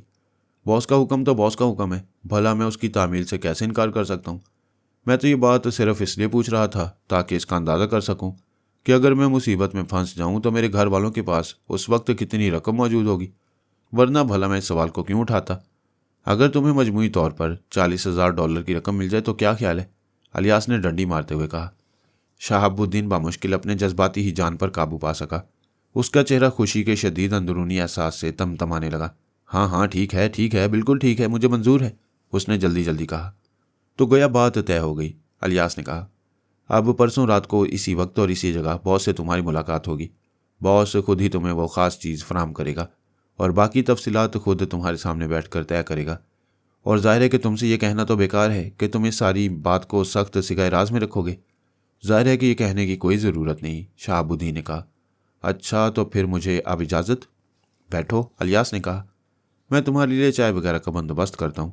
اور اس کے ساتھ ہی اس نے کرسی کے ساتھ لگی ہوئی بر کی گھنٹی دبا دی۔ نہیں شکریہ، شہاب الدین نے کھڑے ہوتے ہوئے کہا، مجھے ذرا جلدی ہے، چائے پرسوں اطمینان کے ساتھ پیوں گا جب باس بھی موجود ہوں گے۔ اس اثنا میں ایک ملازم اندر آ چکا تھا، لیکن الیاس نے ہاتھ کے اشارے سے اسے واپس جانے کا حکم دیا۔ تو پھر پرسوں تم آ رہے ہو؟ اس بیچ میں یاد دہانی کرانے کی تو کوئی ضرورت نہیں، الیاس نے شہاب الدین سے پوچھا۔ بالکل نہیں، شہاب الدین نے جواب دیا، مجھے یاد ہے، میں ضرور آؤں گا، اور تم باس سے کہہ دینا کہ مجھے یہ کام انجام دے کر بڑی خوشی حاصل ہوگی۔ اچھا، فی امان اللہ۔ فی امان اللہ، الیاس اور جواد نے کہا، اور شہاب الدین کمرے سے باہر نکل گئے۔ اس کے جانے کے بعد جواد نے تعریفی نظروں سے الیاس کی طرف دیکھتے ہوئے کہا، باس نے تو $50,000 کی رقم مقرر کی تھی، لیکن تم نے تو صاف $10,000 بچا لیے۔ یہ تو $40,000 میں ہی کام کرنے پر تیار ہو گیا۔ باس کو یہ جان کر خوشی ہوگی کہ ہم نے $10,000 سے کم میں سودا کر لیا ہے، الیاس نے مسکراتے ہوئے کہا۔ ہاں، اگر وہ 40,000 پر تیار نہ ہوتا تو پھر مجبوری تھی، پھر ہمیں رقم میں اضافہ کرنا ہی پڑتا۔ میں اس کے چہرے کو بغور دیکھ رہا تھا، جواد نے کہا۔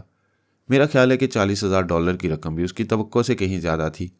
وہ بمشکل اپنی خوشی کو چھپا رہا تھا، اور اب مجھے یقین ہے کہ وہ یہ کام کر گزرے گا، بالکل کر گزرے گا، الیاس نے پر یقین انداز میں کہا۔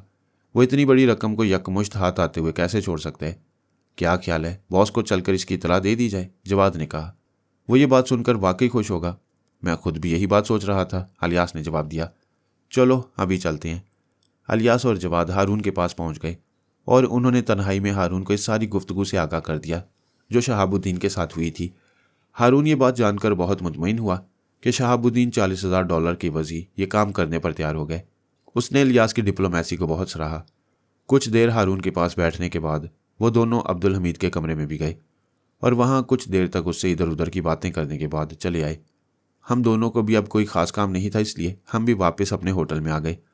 اب پرسوں شام تک، کم از کم اس وقت تک کے لیے ہم فارغ تھے جب تک کہ ہارون اور شہاب الدین کی ملاقات نہیں ہوتی تھی۔ تمہارا کیا خیال ہے، اب شہاب الدین کس کا وفادار رہے گا؟ میں نے طالوت سے پوچھا۔ یہ اس کے لیے کڑی آزمائش کا وقت ہے۔ ایک طرف تو $40,000 کی خطیر رقم ہے اور دوسری طرف حمادی کو موت کے منہ میں دھکیلنے کا ہولناک کام ہے۔ کیا شہاب الدین حمادی کو ہارون کے منصوبے سے پہلے آگاہ کر دے گا یا اس منصوبے پر عمل کرے گا؟ جہاں تک میں سمجھ پایا ہوں، شہاب الدین بنیادی طور پر ایک بے حد لالچی انسان ہے۔ اسے حمادی یا ہارون دونوں میں سے کسی کی زندگی سے بھی کوئی دلچسپی نہیں۔ اسے صرف ایک چیز سے دلچسپی ہے اور وہ ہے پیسہ۔ اسے اتنی رقم مل رہی ہے تو وہ اسے چھوڑے گا نہیں، اور ظاہر ہے کہ رقم اسے اسی صورت میں ملے گی جب وہ اس کام کو پایہ تکمیل تک پہنچا دے۔ اس کے بغیر رقم ملنے کا کیا سوال پیدا ہوتا ہے؟ مجھے اس کی سرگرمیوں کی پوری طرح اطلاع ہے۔ اس نے ابھی تک تو حمادی کو اس منصوبے کے بارے میں کچھ نہیں بتایا ہے اور میرا خیال ہے کہ وہ بتائے گا بھی نہیں۔ بہرحال اب دیکھنا یہ ہے کہ پرسوں شام کو ہارون سے گفتگو کرنے کے بعد وہ کیا گل کھلاتا ہے۔ ویسے اگر وہ ہارون کے منصوبے پر عمل کر لے اور حمادی کو ہلاک کر ڈالے تو اس طرح کم از کم ایک ناپاک گروہ کا تو خاتمہ ہو ہی جائے گا۔